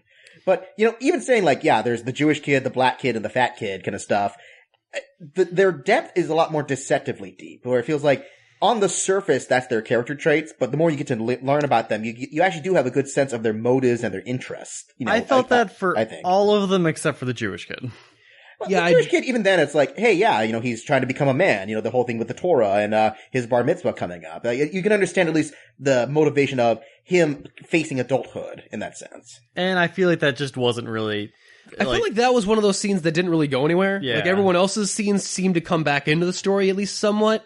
And Anthony's is set up like with it. Maybe it'll come in the chapter 2 or whatever. No, his name's Stanley, by the way. That's Stanley. Stanley, that's right.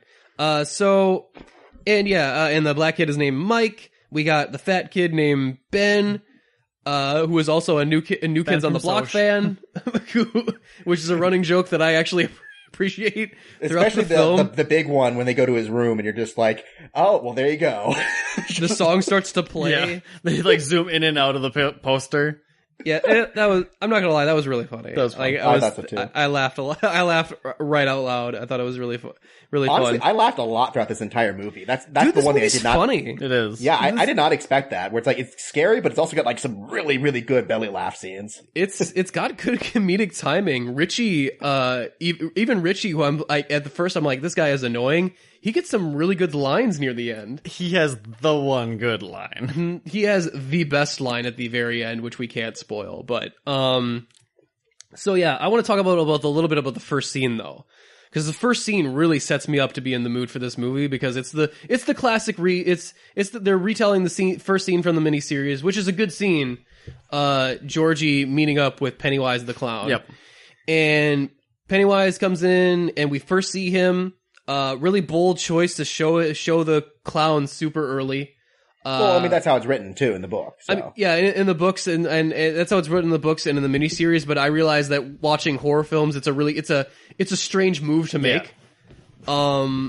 But it is really effective in this one because, we should mention who's playing Pennywise. It's Bill Skarsgård.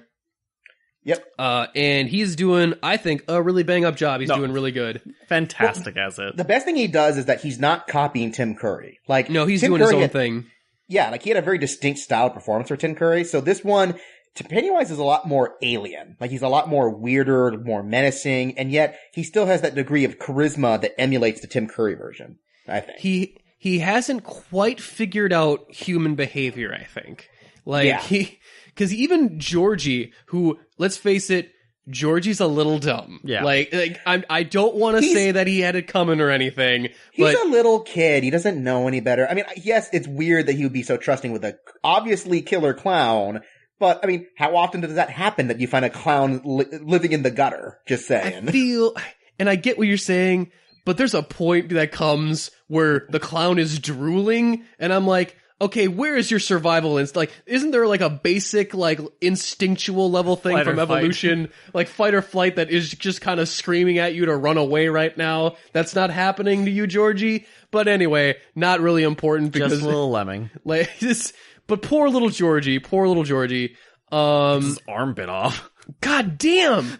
God damn! Just a warning for people that if you have kids or you're squeamish about kids getting hurt in movies, this is not the movie for you. Okay, I'm gonna say this. Don't take this out of context, or take it out. I don't care.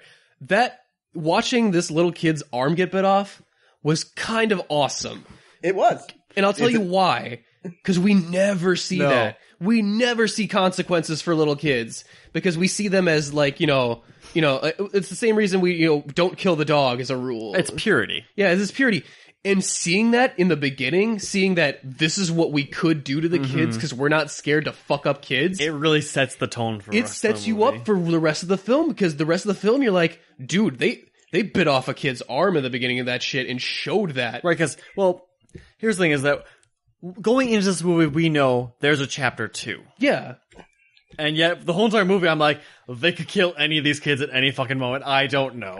I'm convinced of the illusion. Yeah. Like, it can totally wraps me up into it. And the first scene is a big reason why. Mm-hmm. Well, it establishes clear threat. Like, if he had not killed anybody in the beginning, we would never think that Pennywise is actually a threat to anybody. And they do it in a way that feels menacing, for sure. And it's like, it's just, fuck. It's just, and then the way the hand comes out to creepily get him, and then he just gets sucked back in and the last word he says is he's calling out for his brother. Yeah. And he's crawling, trying to get away. It is, if you have young kids, you might not want to see this, because it is rough. Like but yet when it was over, I'm like, damn, I'm really interested to see what they're going to do next.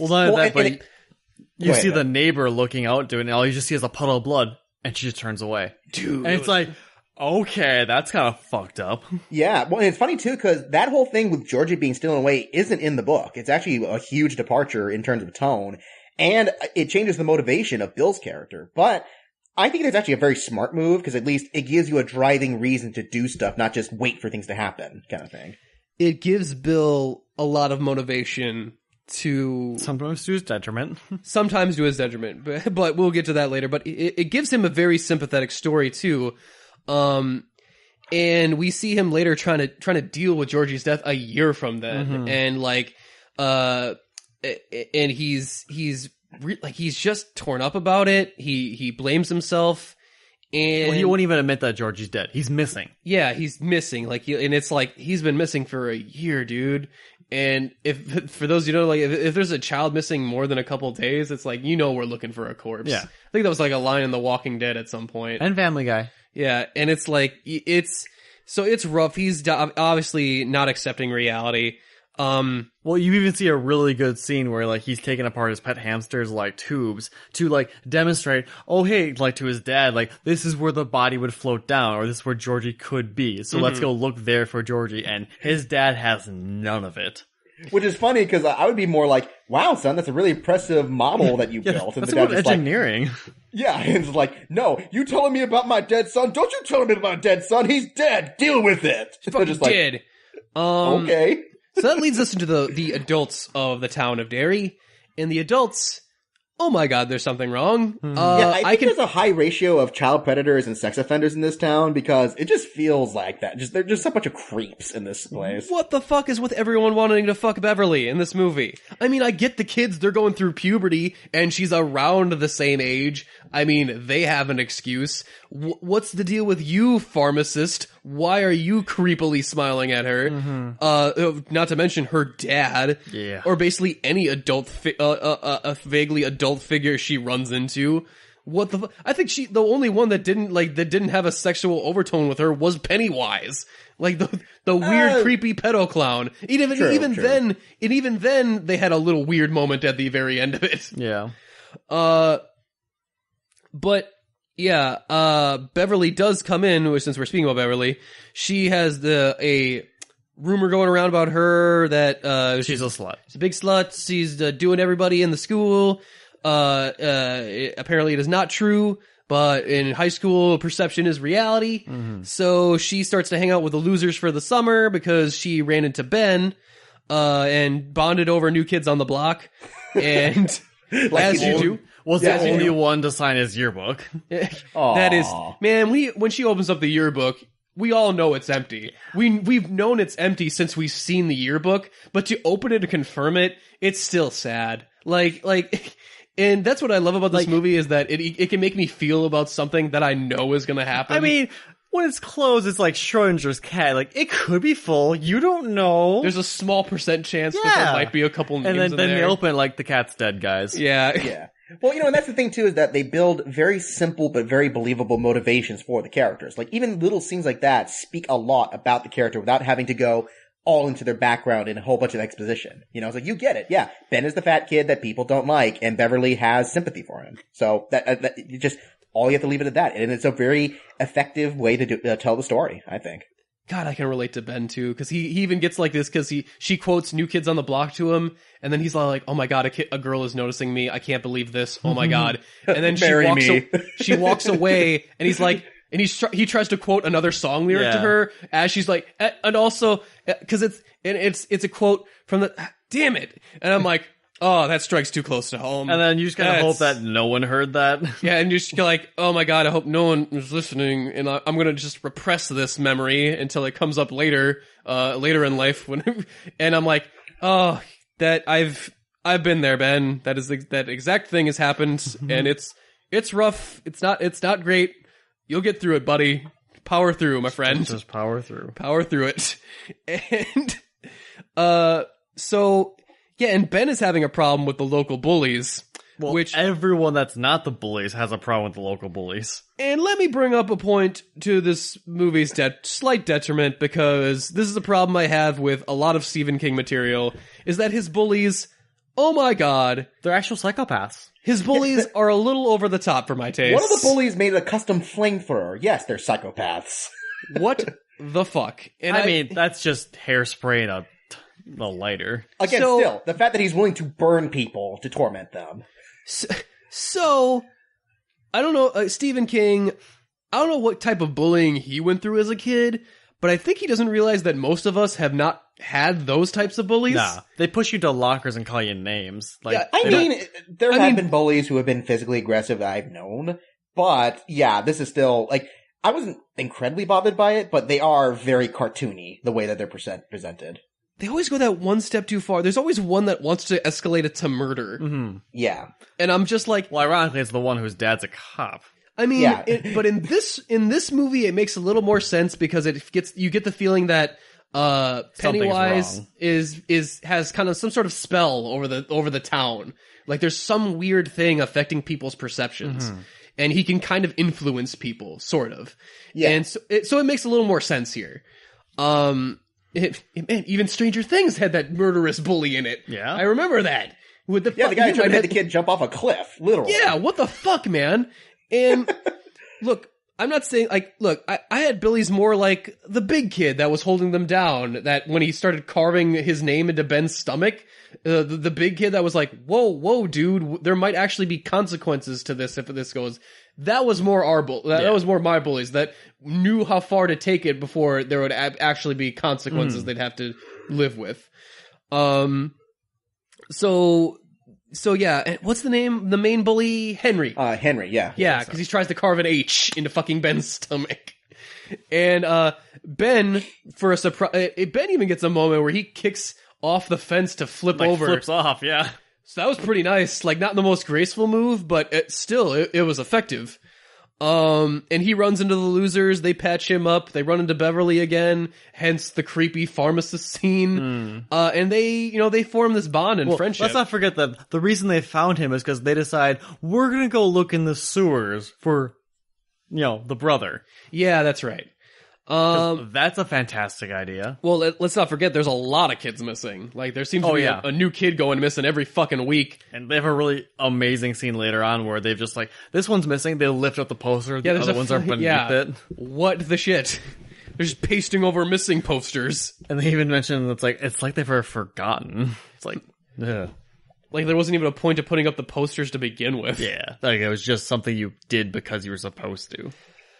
So the rest of this movie is really them forging their friendship over the summer, but then slowly coming to realize that they all get visions of, the clown and things that they're afraid of. What's it like? All except for Richie, he doesn't get one until much later than the rest of them. Which is weird because Richie's the one afraid of clowns. Yeah. Honestly, I think a lot of that comes from some of the rewrites because one of the big things that might get to people, I personally think it's probably best after reading some of the plot material from Wikipedia. They change a lot of stuff from the story. Like, even the fact that it's set in the 80s, which was not the way the book was written. It was a 50s set theme. And then the fact that most of the things that were chasing people were actually horror movie monsters. So a lot of them were based off of classic Creatures in the Black Lagoon kind of thing. Yeah, and I think the original setup was that they wanted monsters like Freddy Krueger and some other people to chase them, but they thought that would be too awesome, meta. But, and I'm and on one level I'm like, that would be a little ridiculous and not fit the tone of this movie, but I'm not gonna lie.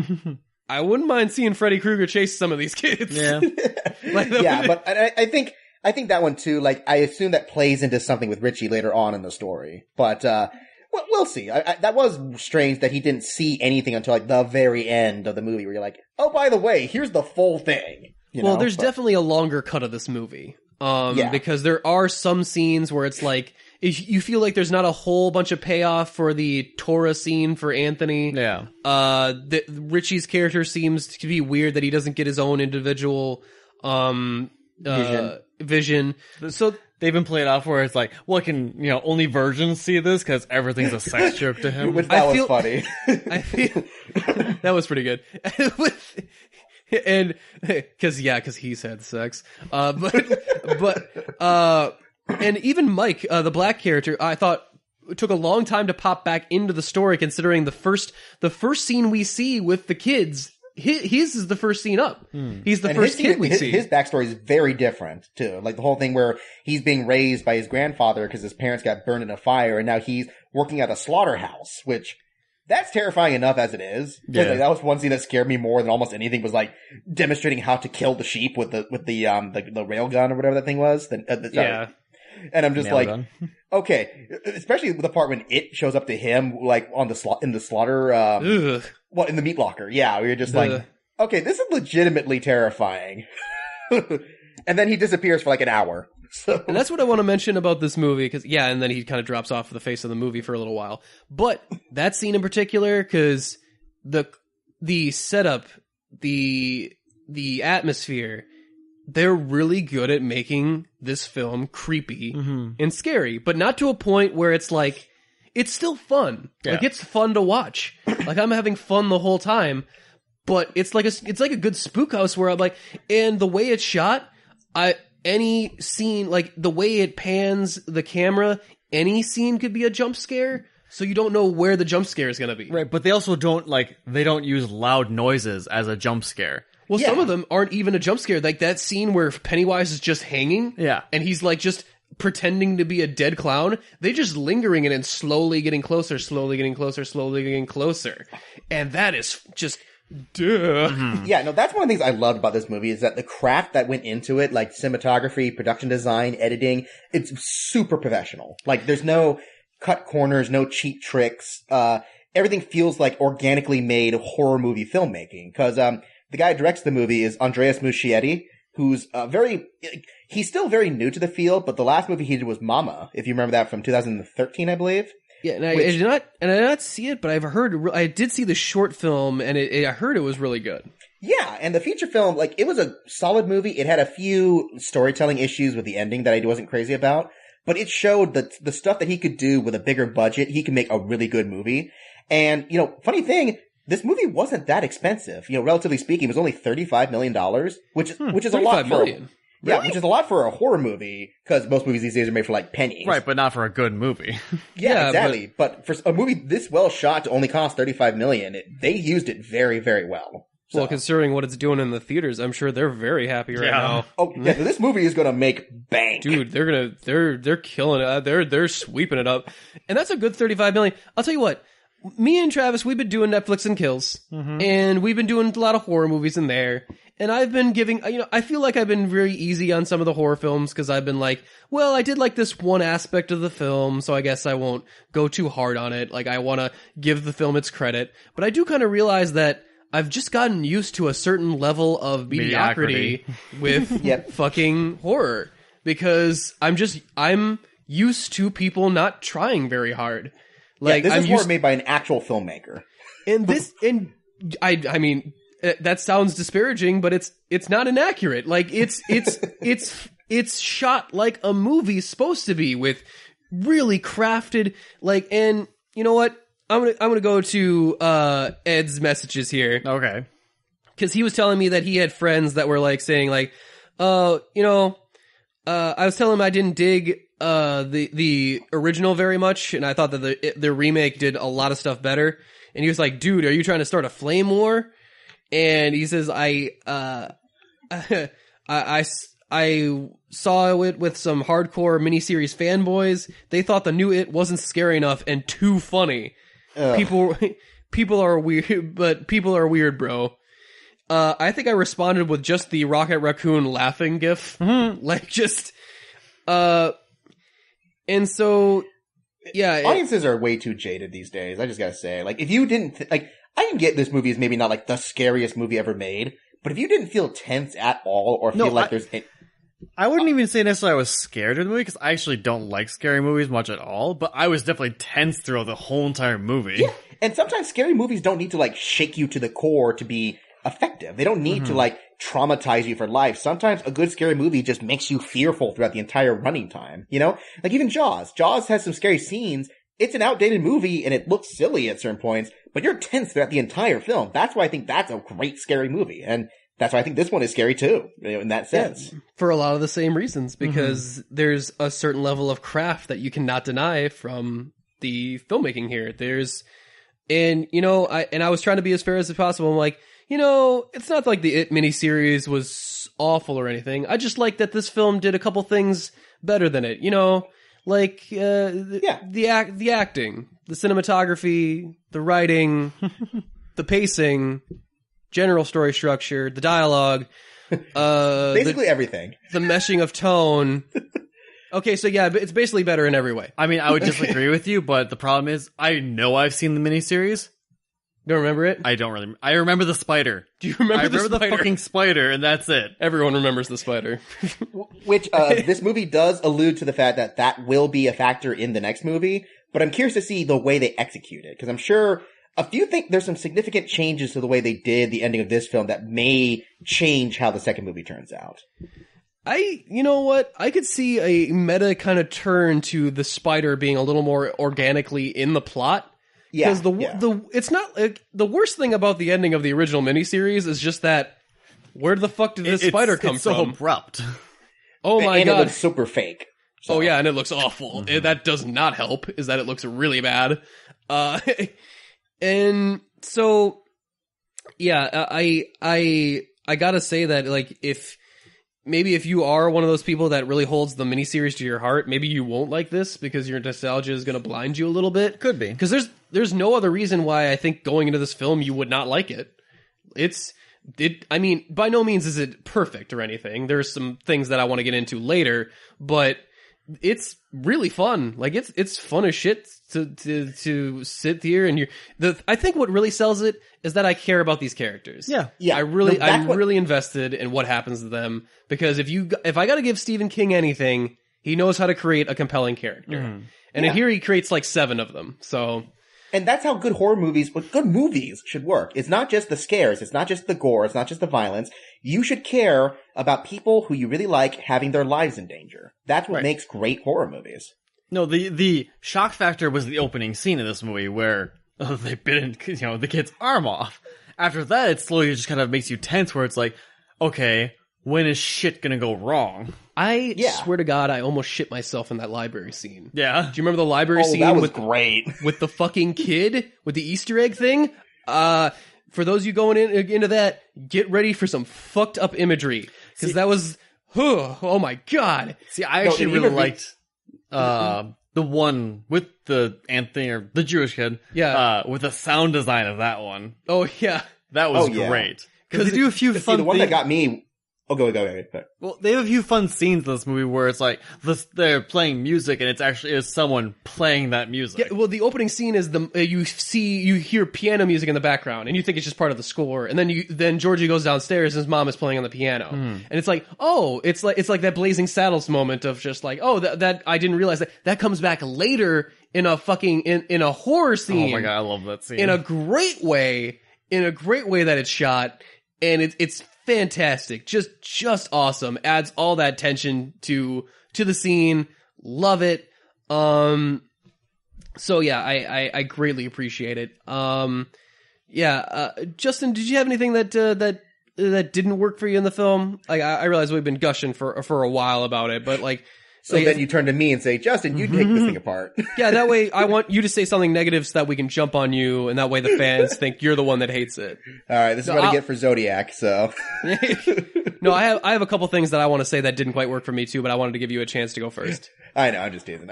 So, I mean, I kind of agree with the general criticisms of the fact that the bully characters were a little bit overdone. I do like the fact that they at least gave some degree of build-up where it's like, okay, this is why the bully is such a dick, because his dad is a humongous dick as well. And Nick actually walked out to go to the bathroom during the best scene of his character comeuppance. Totally missed it. My bad. The scene with the cat. Nick walked out on that to go to the bathroom. Yeah, wow. I had to get retold to me. So there's that context too that I'm not getting. So like, I already admitted that like it's better than the Stranger Things bully who's just a murderer. Yeah. Because that's how bullies work in Stephen King's mind. Yeah. No, and I will say like, I don't really have a lot of complaints. Like I have little nitpicks, and there was one giant plot hole that happened in the middle of the movie that the reason why was because it was a certain scene that was written differently than how it happens in the book. And I don't want to spoil too much. It's the scene from the trailer you see with the girl getting blood, all over the bathroom. There's a certain scene that happens afterwards that logic is kind of thrown out the window for like, why didn't anyone ask about this instead of just going, oh yeah, we'll help out. And it's like, wait, why is there, I don't want to say too much just to not spoil it, but there was a certain degree of incongruence there where they finally address it after that scene, but not during the scene, which was really, really weird. Well, I think what you're trying to say here is that sometimes it's one of my problems with the film is that Pennywise's powers are not very well defined, which is fine, but they also no, not that scene, but the one after that scene, I think. Oh, is it a different one? Okay, maybe we're being too vague. I don't know which one you're talking about. Okay, well, I know. I'm sorry. I'm trying not to. Right. It's the way that the other kids react to how they react to the scene. Oh, okay. It's the bathroom scene where they're doing the cleanup montage, and then they start talking thank you. Now about that you said it, the fact that there's something going wrong. Yeah, the fact that they don't, they just go like, okay, we'll help you. They don't go, why is there blood all over the bathroom? Yeah, you know what? That is weird. But also it brings me up to my point too of that sometimes Pennywise's powers seem to be just illusions, like they aren't affecting the real world. But then sometimes sometimes they are affecting the real world, but not. It just only certain people can witness or interact with it. Yeah. So I kind of like that. I kind of like the fact that it's very Pan's Labyrinth, where you don't know how much you should be like aware of what's real or not. Sometimes things are actually happening, and sometimes they're just totally in people's heads. And I think Pennywise is established being, beyond reason. Like he is something that exists beyond our plane of existence. Really. Yeah. which is cool, but it does give me a general question about his power set, because later in scenes, it'll be like, wait, if he can do that, then why is any of this like a problem for like, why is just killing these kids a problem? But then it'll be like a scene later where it's like, it indicates that he not only feeds on flesh, but he feeds on fear. Right. So he needs to build up fear. And, but like his first 2 kills happen really quick, which is, with Georgie and then one of the bullies, fairly quickly on, and he just pretty much murders them fairly shortly after. But maybe he needs more fear from the sustenance, like maybe his diet changes over time. Maybe. Well, and what I felt like, they don't make it clear in the movie as much, but I got the feeling that certain people's willpower is stronger than others. So like if you are maybe like a really young kid or maybe a really dumb kid like the bully, that your threshold for being able to not, succumb to your more primal fears and instincts might be a little bit stronger. That might affect the way that he affects you. Yeah, Beverly did seem to have his number at quite a number of points, so I'll give it that. Oh, yeah. His number and a few other people's numbers. I'm not going to say much, but there's one scene that literally everybody in the theater clapped, and cheered. Woo! That you will see it when it happens, and you will cheer along with her. The audience we saw it with were pretty interactive, too. They were having a grand old time. Just fun as balls. And I'll tell you what, there's just a couple points in the film where I'm like, remember when it seems like Eddie's gonna get it? And it's like, and then Pennywise still sort of fucks around. Yeah. And I'm kind of like, Eddie seems pretty scared. I think he's pretty ripe, if I had to guess. He's blubbering in the corner. Else, so. But it seems like, Pennywise is one of those overpowerful, seems to be overpowerful characters that kind of taunts and plays with his food too much. Mm-hmm. Yeah. Sort of thing. So there's just a little inconsistency for me there with his there's a couple points, not a lot, but a couple where I'm like, okay, now you just seem to be you're being ineffective. Well, it could also be the fact that he is being ineffective on purpose, because he probably thinks he is immoral, because he's done this. They kind of allude to the fact that he's been around for quite a long time and done this multiple times in this town.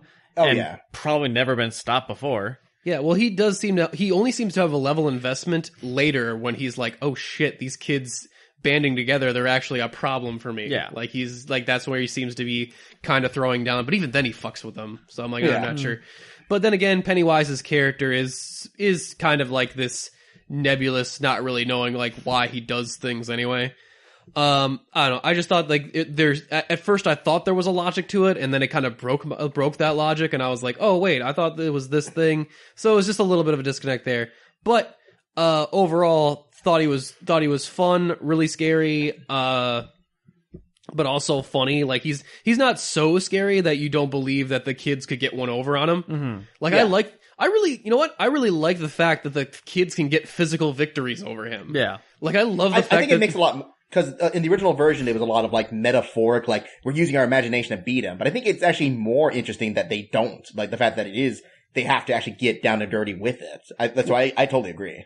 Well, in this film, the main message of the film is pretty simple. It's you're stronger together. Yeah. Stick together. It's well, not only that, but also just getting over your fear. Yeah. I mean, I guess that means the main power of this film is friendship. Friendship is magic. Friendship is magic in this film. But you know what? It's simple, but it's very effective, especially near the end where Richie gets to deliver his line.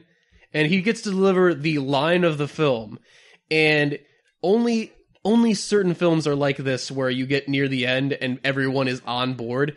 And I love this because we all in the audience know what he's going to say. Mm-hmm. There's no tension as to whether or not what he's going to say, because they lead it up kind of oh, well, maybe I could go one way, but we all know what it's going, but we all want him to say it. Mm-hmm. We all want it so bad. It's in this scene, it's basically only a chance to show a little, the last couple little acting bits for Pennywise. Yeah. That's the only real point to it.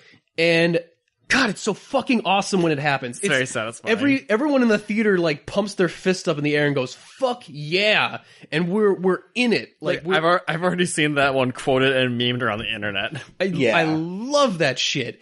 And you know how I love a good ending. Mm-hmm. My God, in this ending, it's an ending of a two-parter, and it doesn't feel like it. No, it feels like this is a complete story that totally holds up on its own. Yeah, oh, absolutely. And at the end of it, I'm like, fuck yes! I'm just in the air. I'm in the end of the breakfast pub with my hand in my, or at Breakfast Club. I've been doing too many of Justin's podcasts. Breakfast Club. Tune into oneofus.net for $2 a week. I got my hand up in the air. Listen to Don't You Forget About Me. I'm like, yeah, that was fucking great. Fucking awesome. Loved it. But yeah, that's, basically what I felt about it. Justin, what'd you feel about that ending? Oh, it's a great ending. I mean, there's not much to say other than, yes, I totally agree. I will say also, though, the movie, I both like that it's really long, and I do think it's a little, I would say that it's a little too long, but I can't think of anything I would cut from this movie. No. I go back and forth, because sometimes I feel like I like the length exactly where it is. But yeah. I also would not mind seeing some of the deleted scenes. Yeah, there's a few things that could be added to it, but one of the things I like the most about this film is the pacing. Yeah, how it feels. And I feel like those deleted scenes were probably deleted for a reason because they probably fucked with the pacing. No, they probably got a really good editor for this. Yeah, and it props to that because I think as much as I might want to see more scenes with Mike and or Richie's scenes, I feel like it was probably a good idea to not to keep this film a little bit shorter and to clip those out. I think that was a good call. I will say though too, I want to say my two of my favorite scenes in this movie. Now you probably all saw that scene in the trailer with the projector. I'm just gonna say that scene is effective on its own, but when you see the part that happens right after where the trailer stops, that part really got to me. Yeah, that was awesome. That projector sequence is great. There's nothing like that in the It miniseries, I'll tell you what. And I think it works better. It works better because of changing the setting. It makes sense to have it the way it does in this. But then the other scene that made me laugh, we finally actually get to see Pennywise dance. He's always Pennywise the dancing clown, and you finally get a scene of him dancing, and it's funny and terrifying at the same time. It's so weird. It's so weird. I've seen that. I've seen that video going around too, making him dance to different tunes. Oh yeah, and especially the that video effect they play over it. I'm not going to say what it is exactly, but it's very creepily disorientating. So. Oh, and how about this? They give a definitive answer for why Pennywise keeps saying they all float down here. They do, yeah. It's a thing that drove me crazy in the miniseries, which is like, what the fuck does he even mean? What is he talking about? And now we know. And now I'm like, oh, that makes so much more. See, you just have to have a payoff for a thing you set up. Yeah. It's not that hard. Can't just be a clever line. And it's do you think floating is just scary on us? No, you need some context for that. Well, and I think we always just associate with the just water and sewers, but it's like, no, it's actually a lot more literal than you think it is. Yeah. Yeah. Which also on that note, the way they did the scene in the basement with the Georgie's ghost or whatever, which we saw in the trailers, it's actually even scarier the way it's shown in the movie. Holy shit. It's just when Pennywise comes on the water, I'm like, oh god. No. Well, that, before it even gets to there, because Georgie just by himself with that fucking smile on his face, that kid was just like, whoa, nope. Yeah, this is a great debut performance for that kid. Really, really strong. So. Yeah. And he is still missing his arm in that scene. Is he missing his arm? I think so. Or is it the next scene? He's missing his arm in one other scene. I don't know. It might be the last scene. I can't remember. I think he's got both his arms in the other scenes that he's in. But, that flooded basement scene is just fucking great. It's like, Billy, get the fuck out of there. I love how it ends, how Georgie makes his exit from that scene. Woo! Just so fast. I wanted to hear a Three Stooges thing,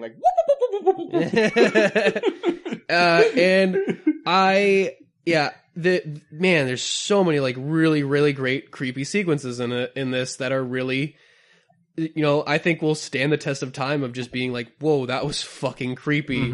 Well, and it helps too that they're actually scenes. They're not just random scares, but they're actually structured and composed as scenes. Right. I think it helps a lot. Well, they let you breathe with each one. They're also basically character development at the same time. Yeah.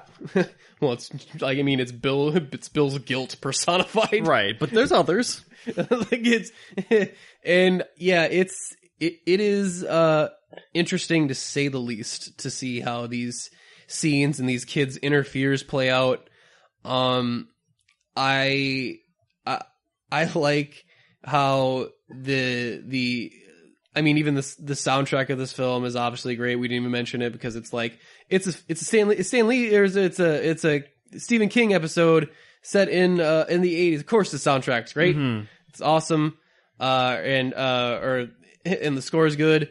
I love the tension, even the lighting, and like I love that they go to the creepy house during the day, and it has like enough light to be, we can see everything. Yep. But also, it's got this dimness to it that is, like, sinister. Mm-hmm. It's got a great, like, dusty feeling to it, almost. Like, it feels like it's just full of murky air. Well, it still feels like if you get stabbed by anything in there, you're going to want to go get a tetanus shot right away. Exactly. That's if it's not a dirty needle. Oh, and before we wrap it up, too, I just want to mention a couple, like, another nitpick I have is just that some of the kids, they're so smart during some of this movie. Except for some scenes. Except for a couple scenes where I'm kind of like, okay, I'm having fun, so I'm going to let this go. Right, but even you're talking about Billy, obviously. I'm talking about Bill. But the thing is that Bill, there's but also other people, yeah. Yeah. Well, with him, I'm like, it is really annoying, almost, how dumb he is in the scenes, but it has a really good payoff, too. It does have a great payoff. The one scene that pissed me off was when they first go into the dusky, house, mm-hmm. They split up for no reason. There is no reason to split up. Like they split the group in half so the other half can keep watch to the abandoned house. Not only that, but they definitely scene where it's like, all right, well, whoever wants to stay outside, raise their hand. And Beverly doesn't raise her hand, but she's one of the ones that stays outside. I'm like, because they drew straws. Right, I'm like, that's dumb.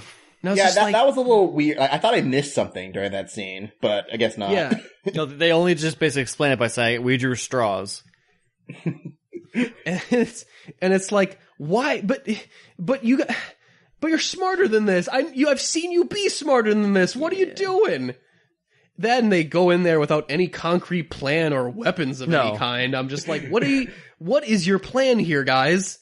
Though I did love the fact that Richie tried to get a weapon and it failed epically. Yeah, that was awesome. That was so dumb. That was the second scene, wasn't it? The second time. Was it? Okay, I forgot. I think so. Because that's when they did have weapons. Yeah. And he grabs a bottle and breaks it and it doesn't work like he expected. Mm-hmm.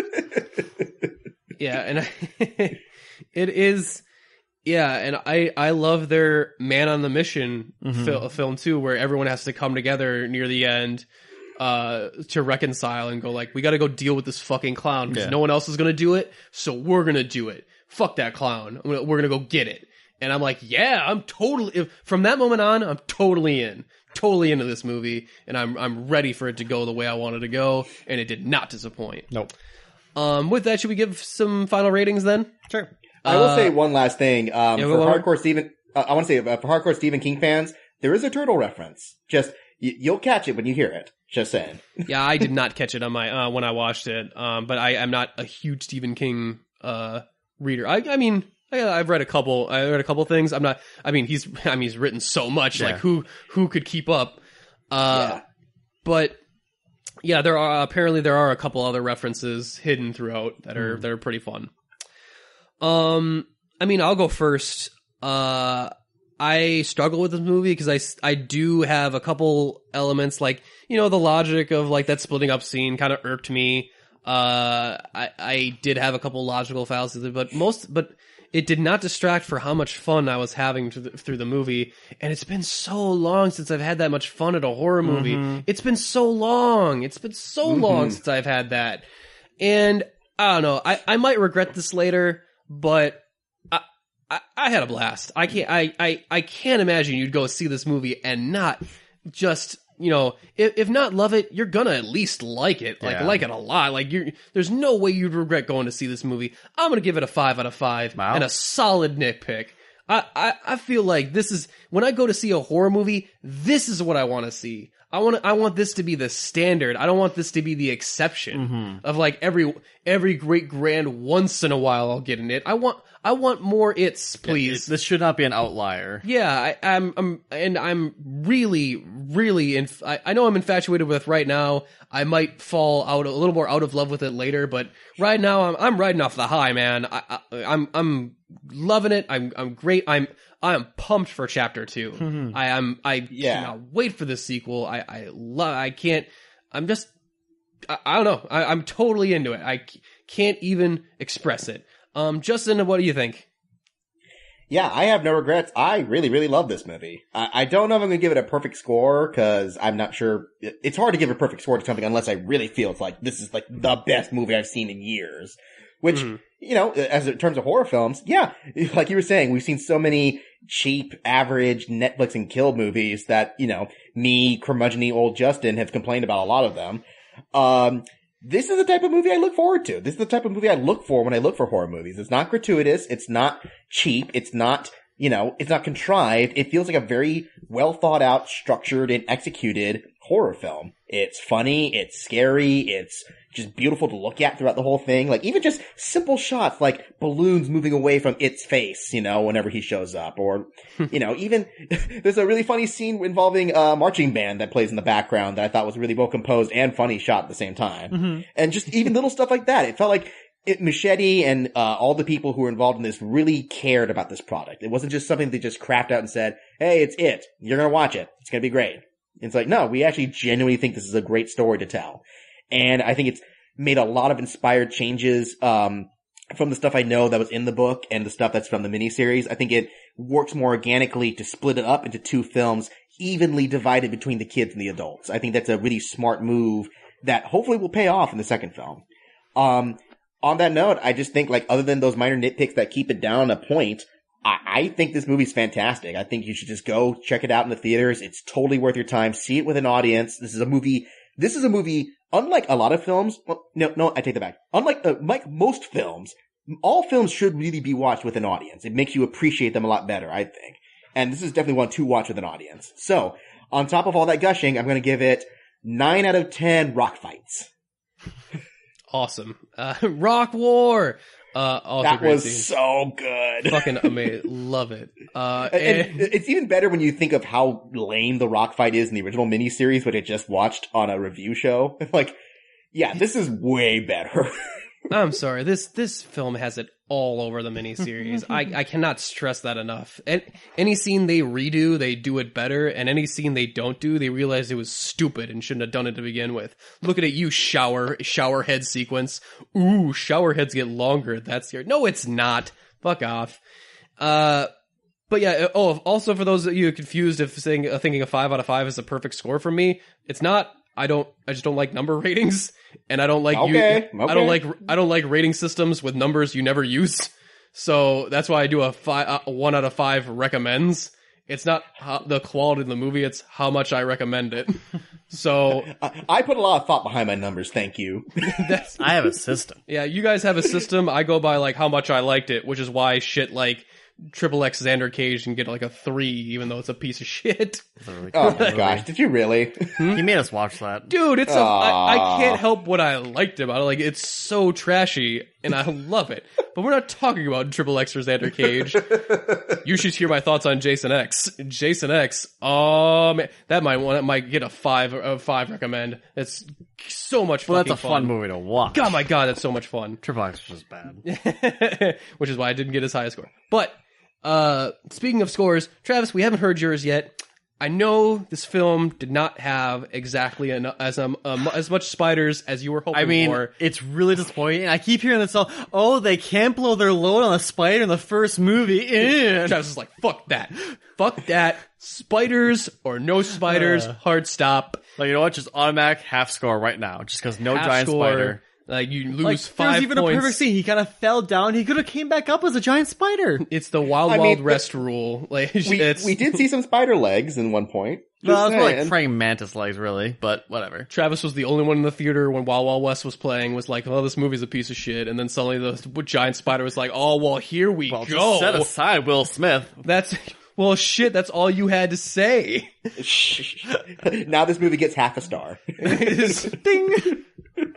All right. Well, I have to agree on most of those things. And again, I don't actually like horror movies, but things that this doesn't even really come off as I would call a horror movie because one thing, it has a narrative. Yeah, that's a thing. It's kind of just a drama. Like it's a drama that has scary scenes. Yeah, it's a good coming of age story. Actually, right. Like I said, it is basically just with a demon clown. In it. It's Stand By Me, but with a demon clown. Yeah. And I gotta say though, like this might be. I'm gonna rate it right now as this is the highest scored movie I ever heard Nick give that technically has a love triangle in it. Oh, it does. Oh, yeah. I totally forgot about it. Nick rated something a 5 out of 5 that has a love triangle, people. I'm regretting it already. You can't take it back. You have to go watch it now. I did. Well, the good thing is the love triangle is not intrusive. It's just a thing in the background. So I can understand that. And personally, I don't even like it then. Like it's like, I'm not crazy about it, but it didn't actively bother me either. I kind of feel like though they could have taken out some of those scenes and put in some of the other deleted scenes we'd want to see, like other characters' development, but... Yeah, but that love triangle actually plays a huge part into the next movie, so... Yeah. Plus, it's helpful for Ben as a character. But yeah, especially him. That plays a big part in his development. I know this is probably getting me some flack, but I actually don't know if I want to see the next movie. Really? Yeah. You're totally cool with this one? I'm actually kind of totally cool. I'm not sure how well the next movie is going to work with them as adults, if it's going to have the same chemistry with the characters, and how worried we're going to be about the characters, in the next movie when they're adults, with it being around. Yeah, the tone will have to change a little bit. Yeah, and I'm just kind of concerned about that. I mean, it's going to obviously be something we won't know until we start seeing stuff about it, and it's going to be a bit... Travis brings up a good point. Yeah. Don't want to be a downer, but overall I was tense this whole time to the point where like I didn't like have any nightmares going to bed, but I did wake up basically stiff. I'm like, I think I stay tense in my sleep where I was just like still like just waiting for something to happen. I thoroughly enjoyed this movie, and I will probably try getting to see other people to watch it just because it is just a fun movie to watch. I'm going to give it an 8 out of 10. All right. Woo. Respectable scores all around. Loving it. Man, I almost kind of want to do a spoiler section after this one, but I realize we're running long. You know what? We might save it for another like just Stephen King episode where we'll talk about like Stephen King and maybe some of the other adaptations or whatever. Because I do kind of want to talk about some of the other adaptations that have happened from Stephen King's books, because he's had a lot of them. I would need to watch more of them. Yeah, I haven't watched a whole lot of them. I mean, I haven't watched a whole lot of them either, but the ones I have watched are worthy to talk about. I mean, I watched a lot of his dramas. Those ones are really great. I mean, Maximum Overdrive and Dreamcatchers alone. Like, we could talk all day about those films. Those classic pieces of cinema. I have avoided those for a reason. Classic pieces of cinema was not the word I expected you to finish with, but all right. I would highly recommend Maximum Overdrive. Okay. It is something that is shot on film, so it is by definition cinema. That part is true. Fair. Maximum Overdrive holds that place of like Jason X in my heart. Dreamcatchers is just straight up awful. Okay. Like, it is not fun to watch. It's gross. There's giant weasel monsters that go up people's butts. There's ass weasels. Yes. Stephen King does not like that book or movie. He's like, he was high on painkillers when he wrote it, people. Like, he was high when he wrote most of his books. Yeah, and if you don't believe me, watch the trailer for Maximum Overdrive. If you don't believe me, listen to Stephen King. He even admits it. No, he admits it, like, but he doesn't even have to. Like, I did some cocaine. Like, yeah, you still have some fucking coke on your nose, Steven. Like, it's not readily apparent. Like, not exactly a giant mystery. But with that, we're gonna go out on the note of obvious cocaine use, like we like to do. Of course. It's a standard for us, right? Just want to let you guys know, if you have some differing opinions or just want to, mention some other stuff about it, keep them to yourself. Or maybe you suggest. Don't want to hear it. I haven't read King in a long time. If you guys want to suggest some recent King to me, I could do it. I'm actually kind of in the mood now. I got. And what if they want you to read Dark Tower? Well, I tried Dark Tower already, and I'm just not into it. But maybe you can convince me. Convince me at unapologeticgeekout@gmail.com. You can send us an email there, or maybe give us a message on Facebook and maybe give us a like while you're there. You can always hit us up on Twitter at UGO Podcast, or if you want to give maybe our Instagram a look, we got some great con pictures to look at there. And of course, as always, if you want to help out the podcast, really want to help us out, maybe, I don't know, give me an example of your own fears, or what do you think my worst fears are? Write those in the review box of a 5-star review, and I will read that on the air, word for word. I want to know what you guys think is my worst fear. Spoiler alert, it's sharks. But no, wait, it's land sharks. It's those creepy things from, it's like a hybrid Avatar creature, you know, where they have tiger sharks, but they're actually literally tigers and sharks merged together. All right, Nick. Scenario: you're on a plane. It's piloted by sharks. The only way off is with a parachute to dive out of it into a tornado of sharks. Okay, so obviously, this is the contingency I've had, because I have a cyanide pill in my tooth for this exact scenario. Oh, okay. So that takes care of that, and that takes care of this episode. But also, Justin, where can the people find you? Well, now I have an interesting idea for shigers. I guess if that's what you call like a tiger shark or something, like in that sense. I prefer tarks, but okay. Tarks, yes. And I will also recommend Jaws and that SNL skit with the land shark for Nick. But you can find me at oneofus.net. I write the notes for the Breakfast Pub. Chris has a rotating list of guests that he comes on with, and they read the news for movie trailers, TV trailers, and everything else in between. And you can find me on Facebook at Justin Zarian, and you can find me on Twitter. I use it slightly more often now because of a class. I don't use it as much as Facebook, but yeah, you can still give me a ring there. Oh, and you'll never find me.